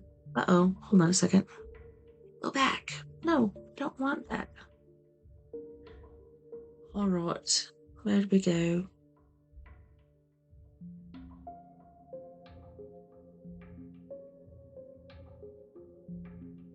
What the crick? looked similar to Jameson riding a mule toward her. The bright afternoon sun blinded Charlie's eyes, and she could not distinguish her hated rival for certain. Apparently, the coward didn't have the common courtesy to properly introduce himself before firing his rifle directly at her. Seconds later, a screaming bullet whizzed by Charlie's head, quickly gaining her attention. Despite her disadvantage, Mountain Charlie fired blindly into the glaring sun, and in a blaze of glory, her nemesis fell from his mount. Not satisfied with the victory, Charlie gleefully unloaded her pistol several times and then jumped from her horse when she ran out of bullets. After noticing that her adversary was still kicking, Charlie pulled a knife from her boot and was about to jab Jameson in the jugular when fate intervened. 3 men rode up just in the nick of time and demanded an explanation from the trigger and dagger-happy cross-dressed cowboy. Charlie desperately pleaded her case, but the men said further action would be for the law to decide, and then loaded the pitiful victim into their wagon. Charlie begrudgingly went along for the ride, but began having a grand old time after watching her victim's horrific struggle.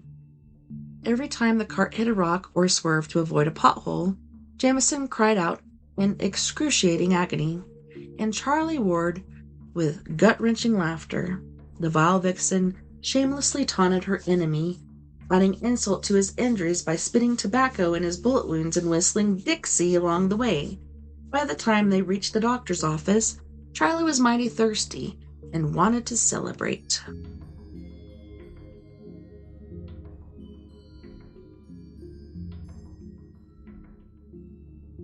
The cross-dresser threw one hell of a shindig that night and was surprised to fall head over heels for a much younger man.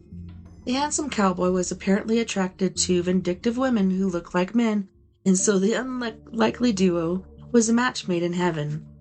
Mountain Charlie was eventually cleared of murder charges because Jameson remarkably survived. However, the Grim Reaper eventually caught up with the snake 4 years later, and when Mountain Charlie heard that the yellow-bellied coward had died from the yellow fever, she couldn't help but laugh at the poetic justice. Thankfully, true love had already set her heart free from the horrendous hatred that plagued her for so long.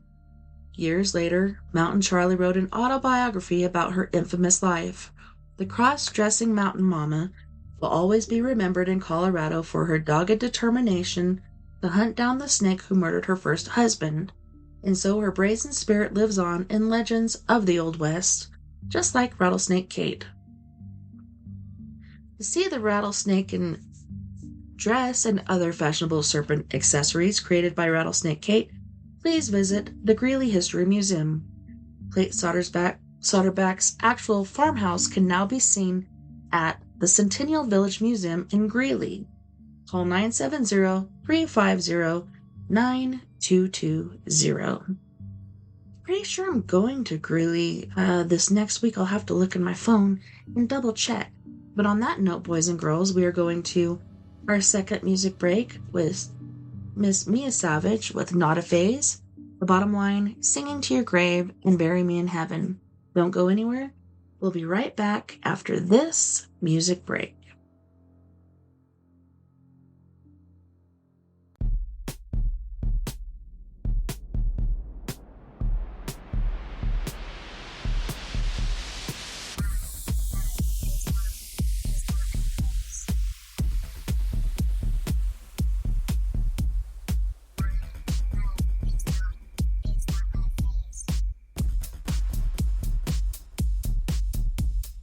Break the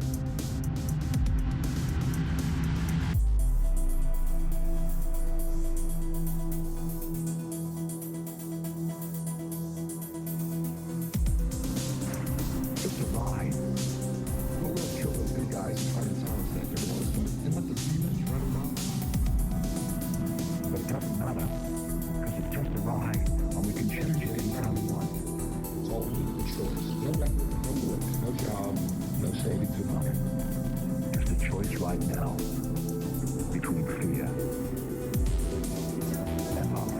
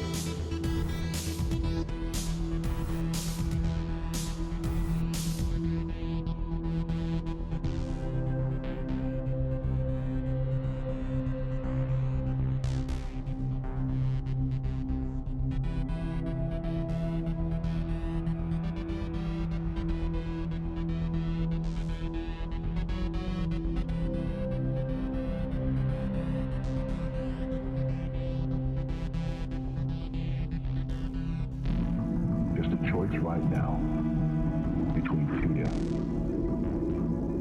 and love.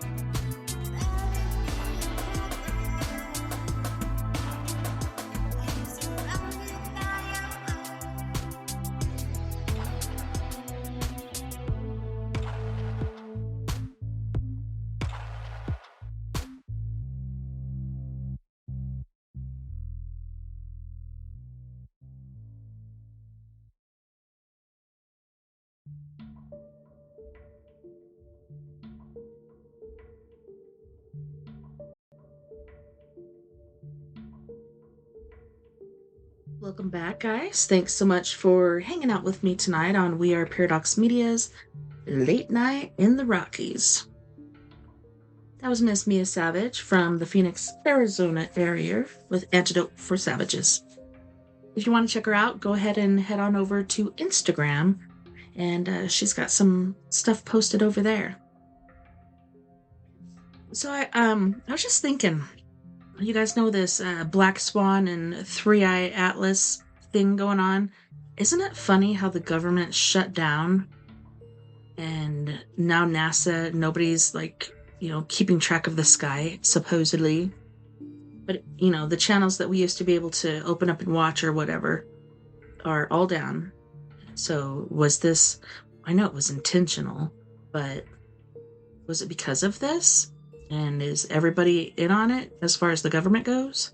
I don't know, makes you wonder. I sure do. Some shady stuff going on, if you ask me.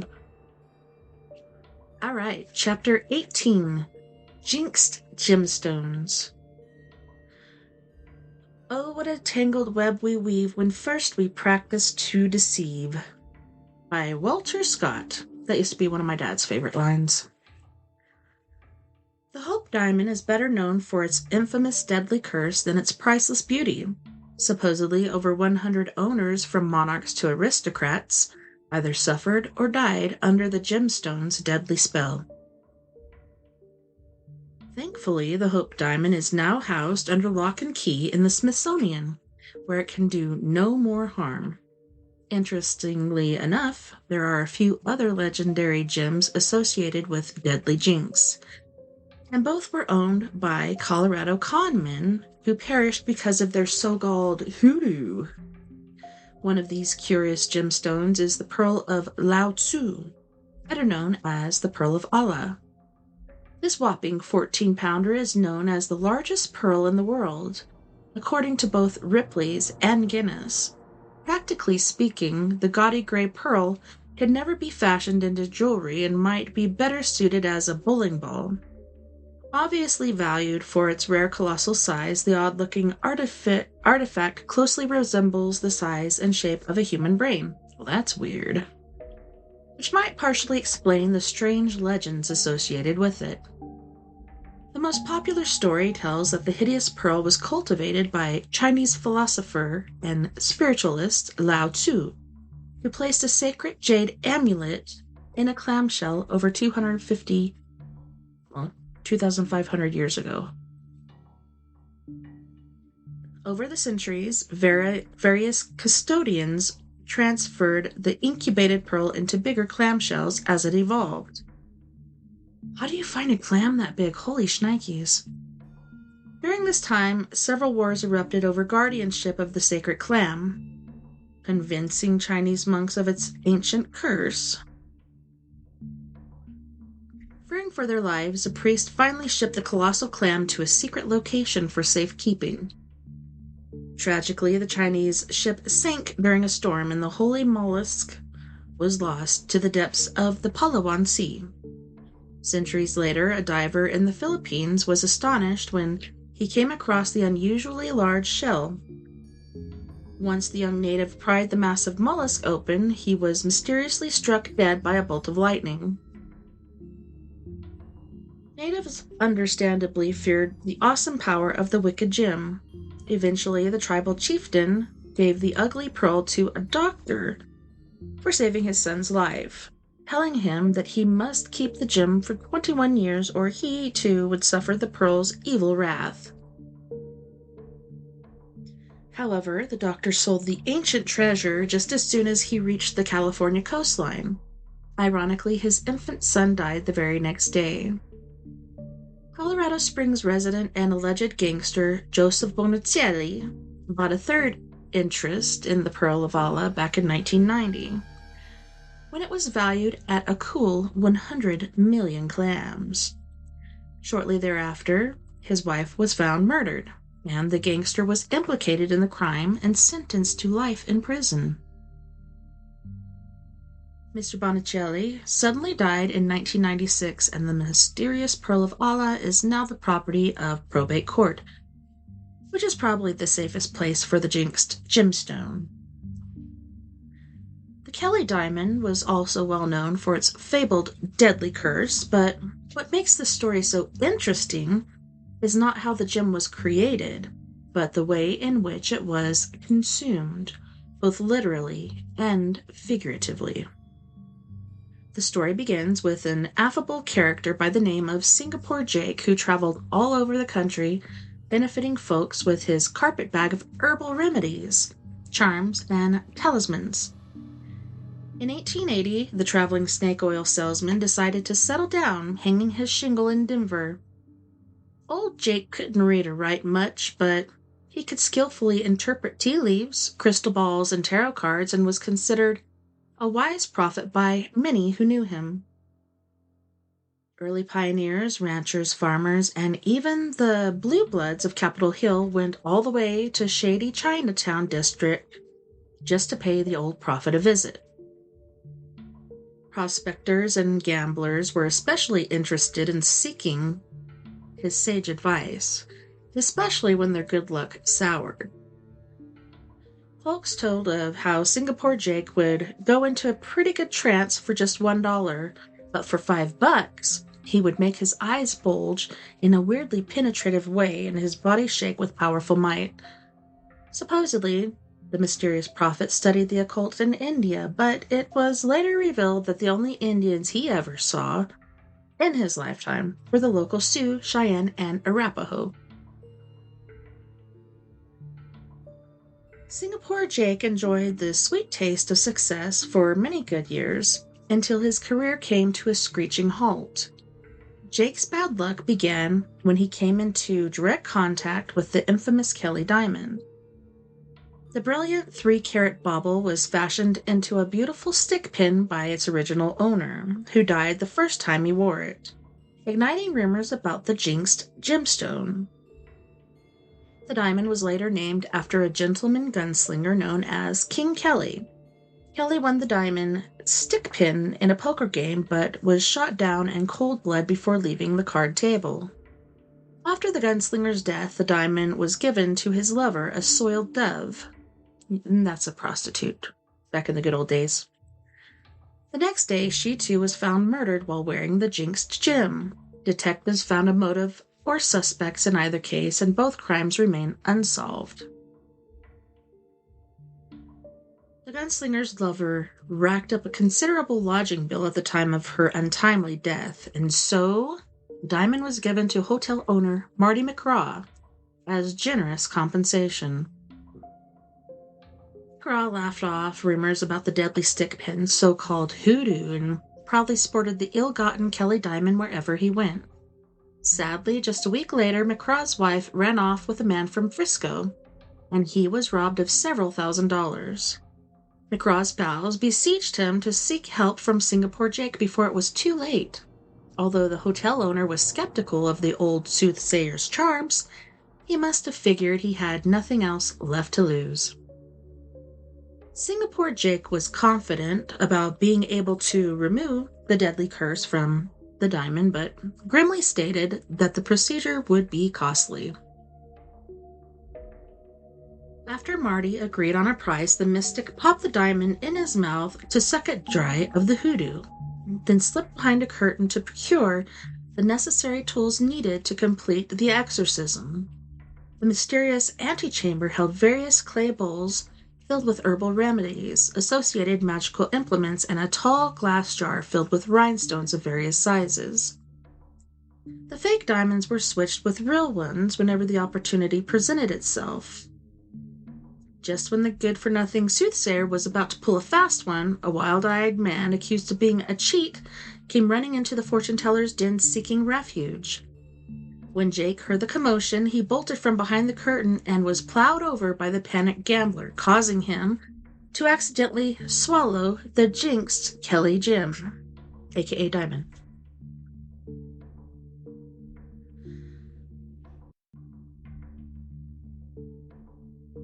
Mr. McCraw grabbed the soothsayer by his bootstraps, turned him upside down in hopes of extracting the costly gem from the old man's gullet, while desperate gambler hollered for a doctor. Excuse me. Luckily, a young dentist who had always been curious to see the insides of a living man just happened to be strolling by, and he gleefully volunteered to perform the impromptu surgery. However, Singapore Jake was not about to be opened and operated on, especially not by a rookie dentist. Thinking quickly, Jake grabbed his bag of tricks, hopped on his pony, and rode like a bat out of hell toward the mountains. Moments later, the crafty snake oil salesman was surprised as hell when he saw Marty McCraw, the cheating gambler, and the anxious dentist following in hot pursuit. After several hours, the exhausted soothsayer reached a ridge overlooking a placid mountain lake and turned to survey his situation. The soothsayer soon realized that he was caught between the devil and the deep blue sea when he spied the persistent trio not far behind. Then, in the twinkling of an eye, the loose gravel gave way and Singapore Jake fell head over heels into the lake below. Mr. McCraw and the gambler fainted after watching the con man topple over the cliff, and the rookie dentist was obviously perturbed as well. Years later, the Denver Post recapped the strange escapade in an article headlined, "Voodoo of Kelly Diamond, End of Singapore Jake, Early Day Mystic, Fells in a Plot to Pinch Big Rock and Ends in Watery Grave."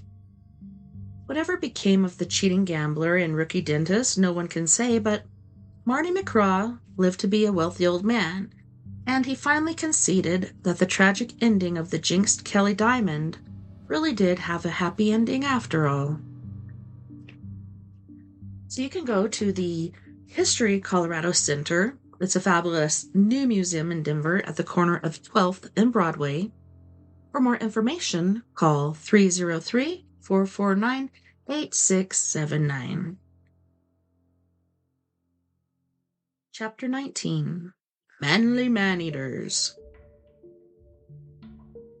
They say that breed is the staff of life, but I say it's fresh meat. Oh, that's bread. Never mind. They say that bread is the staff of life, but I say it's fresh meat. Well, let's combine the two. Make a sandwich. Wild game dishes like smoked antelope, buffalo, and venison, as well as Rocky Mountain oysters, have always been popular with locals. Not me. I like venison, but you have to make it right. Like, if you mix it with, like, ground venison with ground pork and some jalapenos, oh, so yummy. But venison alone is really hard to master. Anywho's. The Native Americans and early pioneers were the first to enjoy roasting wild game in the great outdoors. But Colorado mountain man Alfred Packer was the first to become famous for his avant-garde campfire recipes. Packer even had a restaurant named after him, posthumously, and was the inspiration for several cookbooks, kitchen calendars, and even a musical, if you believe that. Packer's rise to culinary fame began on November 17th, 1873, when he joined a group of 21 prospectors from Utah who were heading to Colorado seeking riches. By the time the caravan reached the halfway point near the present-day town of Delta, they were already a month behind schedule. Ute Indian Chief Ouray wisely advised the prospectors to wait until springtime to cross the treacherous snow-capped mountains. But a few of them, with ants in their pants, excuse me, decided to go on ahead to Breckenridge. Prospectors agreed to continue with the risky journey under the expert guidance of Alfred Packer.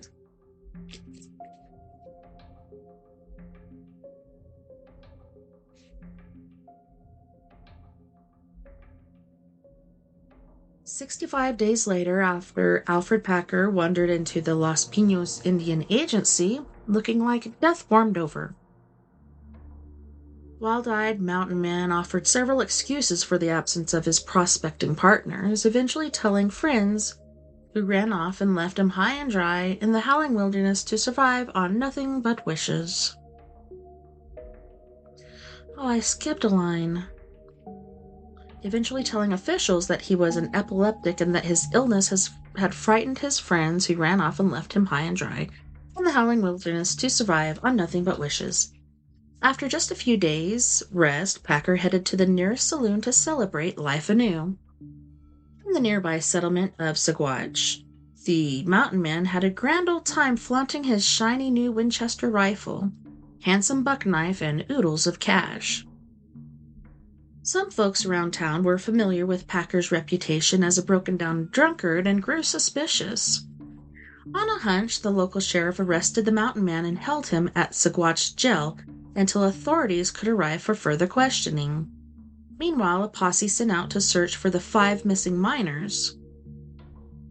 A few days later, journalists for Harper's Weekly were on assignment near Lake City and decided to take a buggy ride outside Gunnison. And that's where I'm going, is Gunnison, not Greeley.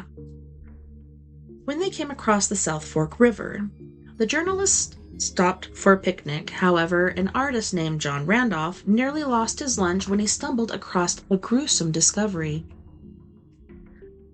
5 dead prospectors were found huddled together under a sweeping pine tree. At first, Randolph figured that the men had frozen to death, but upon closer examination, he observed bullet holes and realized that the victims had been murdered.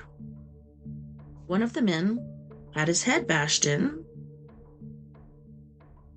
He lay a few feet from the others, and another was missing his skull. Oddly, all of the corpses had big hunks of flesh sliced from their bones. Uh-oh. Randolph quickly realized that he'd accidentally stumbled across an abandoned cannibal camp. The artist busily sketched the horrendous murder scene in grim graphic detail. Within days, news of a man-eater at large quickly spread across the country, much to the embarrassment of Colorado tourism agents. As soon as Alfred learned that federal authorities were coming to investigate the murders, he made a daring jailbreak.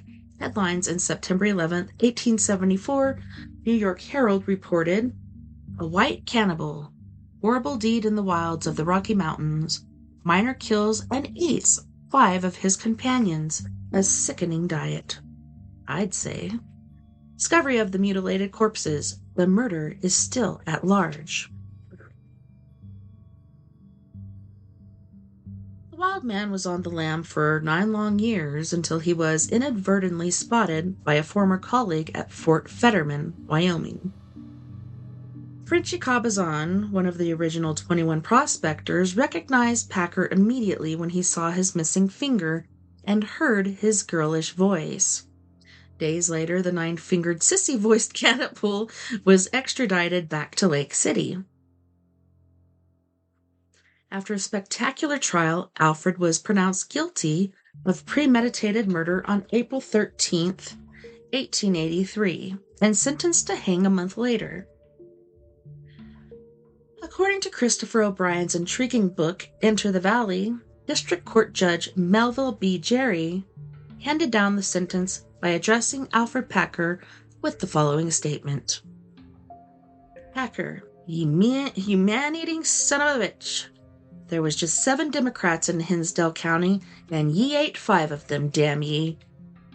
I sentence you to be hanged by the neck until dead, dead, dead. Whether your murderous hand was guided by the misty light of the moon, of the flickering blaze of a campfire, only you can tell. No eye saw the bloody deed performed.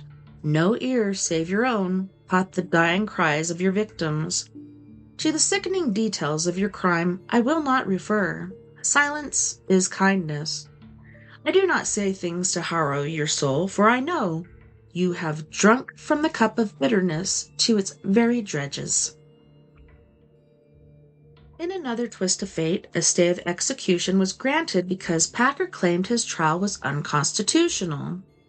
While the courts battled over what was to become of the prisoner, the cannibal became a national curiosity. The Colorado cannibal delighted in crafting watch chains, necklaces, and bracelets beaded and braided from his long hair, and made a good living selling such novelties to tourists. He was tried again and was found again guilty. However, Governor Thomas granted him parole in 1901. 6 years later, Alfred Packer died while awaiting a governmental pardon. Headlines in the April 29, 1907 issue of the Trenton Evening Times reported, Colorado's man-eater is dead. Alfred Packer of cannibalistic fame dies on Lone Ranch in face of pardon. Ironically, the 65-year-old cannibal died of stomach problems, and when it was reported in the newspaper, many thought it was just a tongue-in-cheek joke.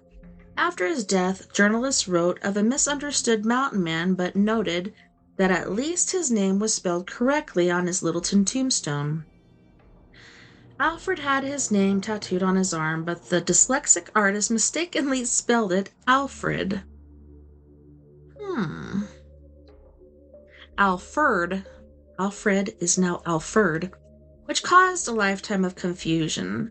The celebrated cannibal might be humored to know that a cafe in Boulder was named after him, although also misspelled in his honor. In 1968, the Alfred G. Packer Memorial Grill opened its doors on the University of Colorado campus with the slogan, "Have a friend for lunch." Ew. Charles Gardner loved his friends to death, but the mountain man might have had a bone to pick with fellow cannibal Alfred Packer. Both men were from Pennsylvania and migrated to Colorado around the same time. Yet Alfred was a much more celebrated cannibal than Charles ever was. After learning about Charles's volcanic appetite, it might make you wonder why he is not the better known of the hated man-eaters.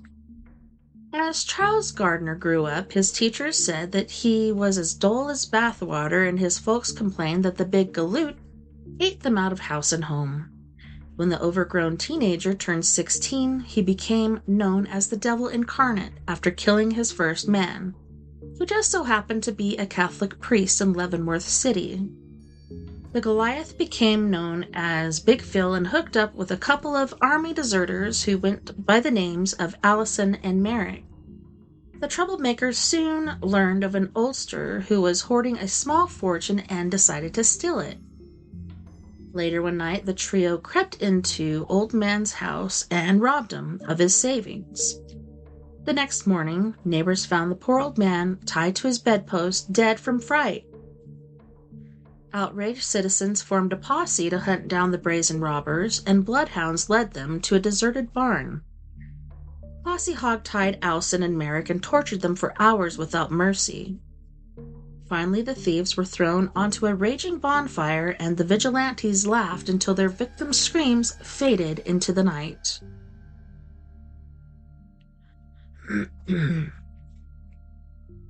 Big Phil, who was hiding in a haystack, was mighty aroused by the savory aroma of fresh meat roasting over the coals. So when the coast was clear, he crept over to grab a bite. Gardner was horrified when he recognized the smoldering remains of his companions, but politely toasted to their memory before devouring the hula girl tattooed on Merrick's forearm. It was the first time that Big Phil would ever eat the flesh of his friends, but tragically, it would not be the last. Big Phil, who was hiding in a haystack, was mighty aroused by the savory aroma. We read that one. It wasn't until 1884 that Gardner was officially labeled a man-eater.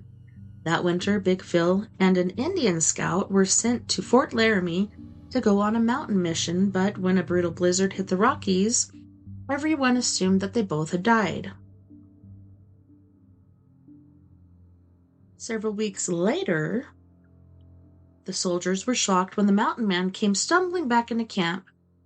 Big Phil claimed that he had to eat his mule just to survive the bitter storm. When the soldiers asked what happened to his Indian guide, Hannibal chuckled before throwing down the withered black stump of a human leg. Big Phil boasted that it was all that was left of his juicy young Indian friend. Needless to say, the mountain man was feared all over the western frontier, and stories about his culinary escapades grew wilder as the years went by. Soldier Charlie Jones was camped with Kit Carson near Denver's Cherry Creek when Gardner filled his belly with an exotic dish that he called clock stew. Jones grew suspicious when he realized that Clock was the name of Big Phil's devoted Indian wife. Oh no! The sergeant joked that Big Phil was the only man who didn't have to leave his teepee to hunt for supper. On January 3rd, 1887, the Rocky Mountain News featured a story about the mountain man's adventures with a blunt article and the following headlines. Cannibal Phil, Philadelphia outlaw turns cannibal on the Pacific coast. Human fiend toasting and devouring the flesh of his companions. When an editor for the Rocky Mountain News asked what human flesh tasted like, Big Phil told him that any flesh tasted good when cooked, but that the hands, feet, and head of the human being were delicious even when eaten raw. Ugh. When asked what meat human flesh could be compared to, Big Phil bluntly stated that the texture was a lot like pigskin, but that it tasted just like chicken. Doesn't everything? Gardner was never arrested for the atrocities committed against his companions, perhaps because most of them were Indians. No one really knows whatever became of Big Phil, but it is generally believed that the mountain man was killed in a barroom brawl in Montana during the winter of 1874, which was incidentally the same year that his kindred brother, Alfred Packer, took a hankering to human flesh. Maybe the former Pennsylvanians were just missing a great Philly cheesesteak. Oh, a good joke. The Hinsdale County Museum in Lake City offers haunted history tours during the summer. For more information, please call 970-944-2515. If you would like to sit in the actual prison cell in which Alfred Packer did time in the state penitentiary, visit the enthralling Museum of Colorado Prisons at 201 North 1st Street in Cannon City. This museum is rumored to be haunted. www.prisonmuseum.org. Chapter 20. Cons and Creeps. It's no wonder that truth is stranger than fiction. Fiction has to make sense. Mark Twain. E.C. Oakes was a pioneer and prospector who co-wrote an infamous guidebook with an impressive name, Discoveries of the South Platte River by Luke Tierney, to which is appended a guide to the route by Smith and Oates. The book greatly exaggerated the ease of striking it rich in Colorado and ignited gold rush fever. In 1859, an estimated 150,000 Easterners migrated to the Colorado Territory during the ensuing Pikes Peak ore bust gold rush in hope of striking it rich. Meanwhile, Oakes set up a lumberyard in anticipation of coming business and made himself a very rich man. Hundreds of disappointed miners returned to the East Coast, disillusioned by the golden promises by what became known as the Oakes hoax, and the swindler was burned in effigy around many campfires. Practical jokes were all the rage in the late 1800s. Miners in Central City salted a mine to fool prospector Horace Greeley into thinking that it was loaded with gold. The hoax not only got a good laugh, but also inspired pranksters around the Centennial State to try and top their shenanigans. One of the biggest pranksters of all was a short-statured Easterner named Orth Stein, who became an infamous writer for the Leadville Chronicle. When Mr. Stein arrived in Leadville in 1880, there were 82 saloons, 21 gambling halls, 35 bordellos, 38 restaurants, and 3 newspapers. Orth knew that if he was going to be a successful reporter, he would have to be competitive, so he did what any creative-minded genius would do. He began stretching the blanket. Newspapers flew off the shelves. Mr. Stein, being too clever by half, was promoted to top dog. As the money rolled in, the crap got deeper. The only problem was that many people took Orth's solemn word for God's holy truth. Sometimes the little man's tall tales caused big problems, like when crowds lined around the Clarendon block to see an archaeological relic that Orth dug out of a cave, the petrified shoe of a caveman. The sheriff had to pull double duty just to establish crowd control, but the fabled stone shoe and Orthstein were no-shows. It seemed like Stein was always finding archaic relics in caves, and once he even found a sailboat. Stein is also believed to be behind a long-running joke about a mysterious cave near Buena Vista. The story went that the cavern was originally discovered by pioneers heading to California. When the party entered the mouth of the cavern, they were immediately frightened by a strange buzzing sound and discovered thousands of sparrow-sized, long-legged spiders spinning intricate webs of fine silk. The elusive arachnids were angered by the intrusion and devoured the pioneers, and all that remained was a hastily penned warning to pioneers, and all that was subjected to others. The hapless Argonauts were just the first of many to be eaten alive in the deadly spider cave. Eventually, a few brave folks captured the industrious spiders and then used their fine silk and tanned hides to make fine quality gloves. It was later discovered that the long-legged spiders made useful pets. In fact, the daughter of a Salida rancher claimed that her pet spider was a wonderful companion and even slept on her bedpost at night. She quipped that her Prince Charming ate anything you gave him and especially liked cake, candy, and ice cream. News of the miraculous spider cave spread across the country. The infamous hoax played out for years until the joke was finally revealed in 1911 in an issue of the Denver Post, which announced, "Fine gloves made from spider skins in Colorado. Fake? Yes, just one of the many cells of worldwide fame.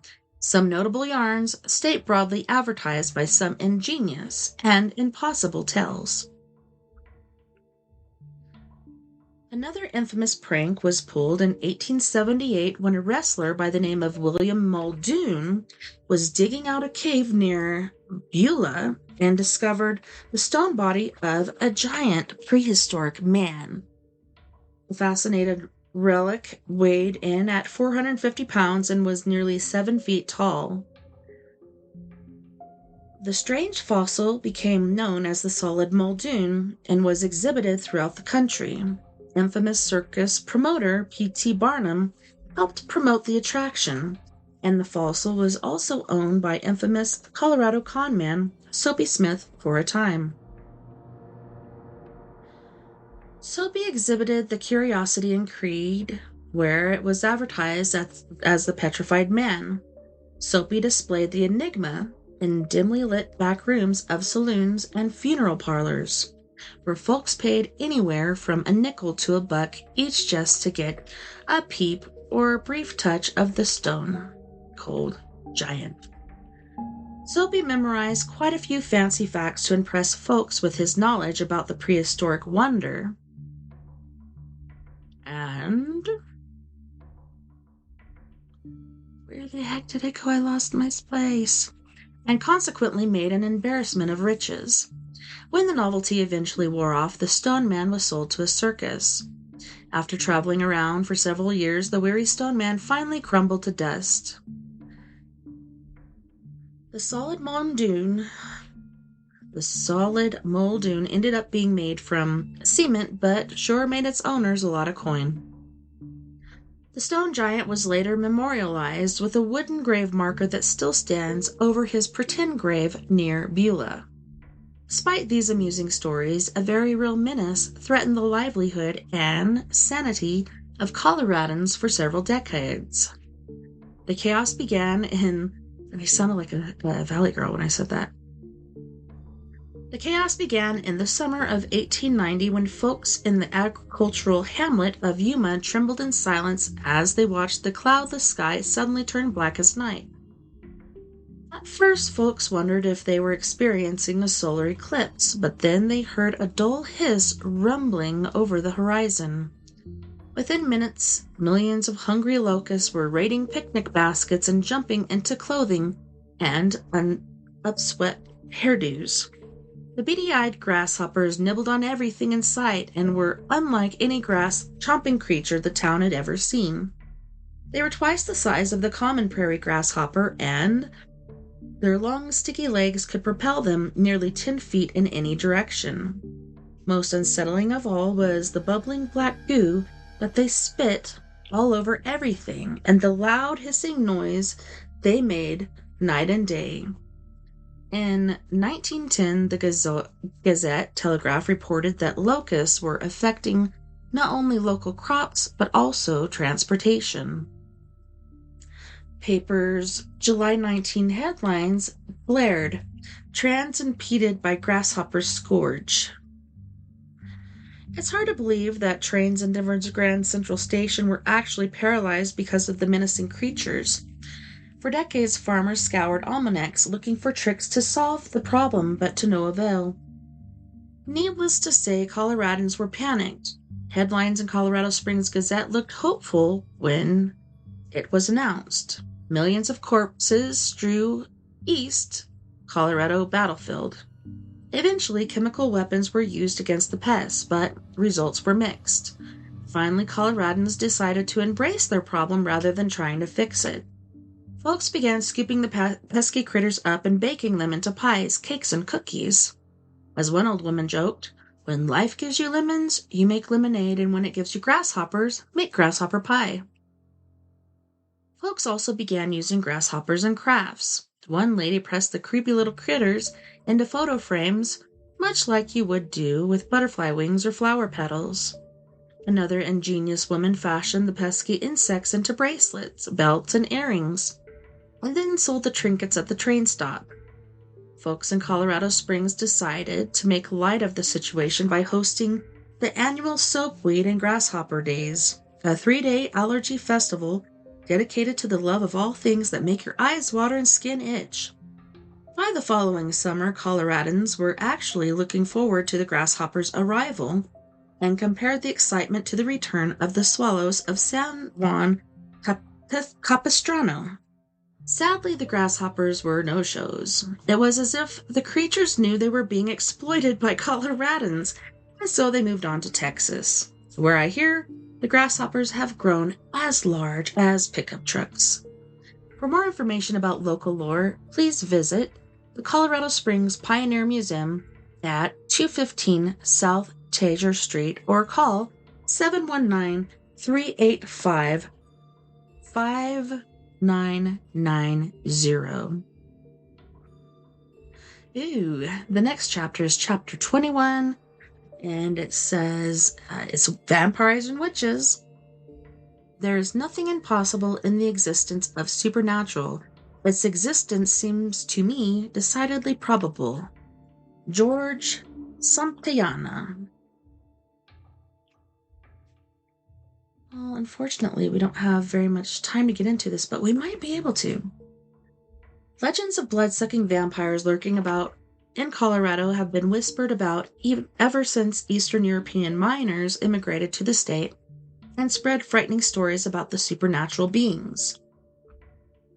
In 1906, a delusional tramp murdered a well-known Los Animas farmer to drink his warm blood, leading many to accuse him of vampirism. Even today, people believe a popular legend about a so-called vampire's grave in the quaint village of Lafayette.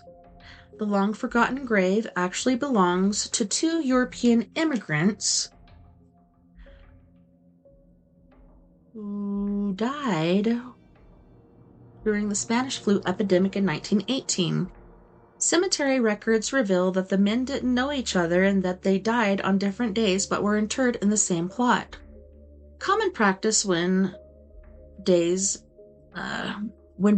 the indigent. The spooky rumors began long ago when on full moon nights, a mysterious cloaked figure was seen lurking about in Popper's Field. Most folks dismissed the man as a lunatic, but when a tall, straggly tree grew out of the plot where the stranger was seen, cemetery officials took notice. Maintenance workers were absolutely flabbergasted when wild red roses erupted from the depths of the mysterious grave. The prickly plants strangled all vegetation within reach and quickly became a big nuisance. Custodians worked feverishly to tame the unkempt bushes, but finally mowed them down out of frustration. However, the spiteful thorn bushes flourished once again and mysteriously seemed to thrive even during the dead of winter. Imani, the conquering gardener, removed the roots of the insidious bushes and stuffed the holes with gopher poison. Once the grave was cleared, the Bulgarian maintenance man noticed an unusual tombstone engraved in his own home language. Imani said one of the men buried there was a 27-year-old man from Austria, and that the other was a 43-year-old miner from Transylvania, now Romania, by the name of Fodor Glava. The mystery deepened when the maintenance worker noticed that one of the strange words scrawled on the slab, Trandafur, which just so happens to be the Romanian word for rose. Word spread like wildfire, and local vampirologists began speculating that perhaps the tree sprouted from a stake that was pounded into Fodor Glava's heart, and that the stubborn rose bushes grew from his blood-red fingernails. Ghost hunters confirmed that the vampire's grave is haunted and still claim to see the cloaked phantom of Fodor lurking about in the Lafayette Cemetery. Oh my. Well, guys, thank you so much once again for hanging out with me tonight. It was a pleasure hanging out with you and entertaining you. Well, I hope you were entertained. Thank you to all of my friends out there, wherever you may be listening, Beyond The Omniverse tonight. Had a wonderful time, and I can't wait to do it again tomorrow night. Don't forget, we're all in this together. Together, we can make the world a bit better. And together, my friends, we are Paradox Media, because without you, there is no us. Please, if you have the means, ability, or initiative, if you believe in what I'm doing here or just enjoy hanging out with me on the airwaves, sling or fling some green my way. It would really help me keep this mothership afloat. Places you can donate are by mail, P.O. Box 663, Bayfield, Colorado 81122, Cash App, $TessaTNT, PayPal at TessaTNT, and Venmo at Tessa-Thomas-Peterson. Nighty-night, love and light to all my yous out there. Take care of yourselves and have a wonderful rest of your evening.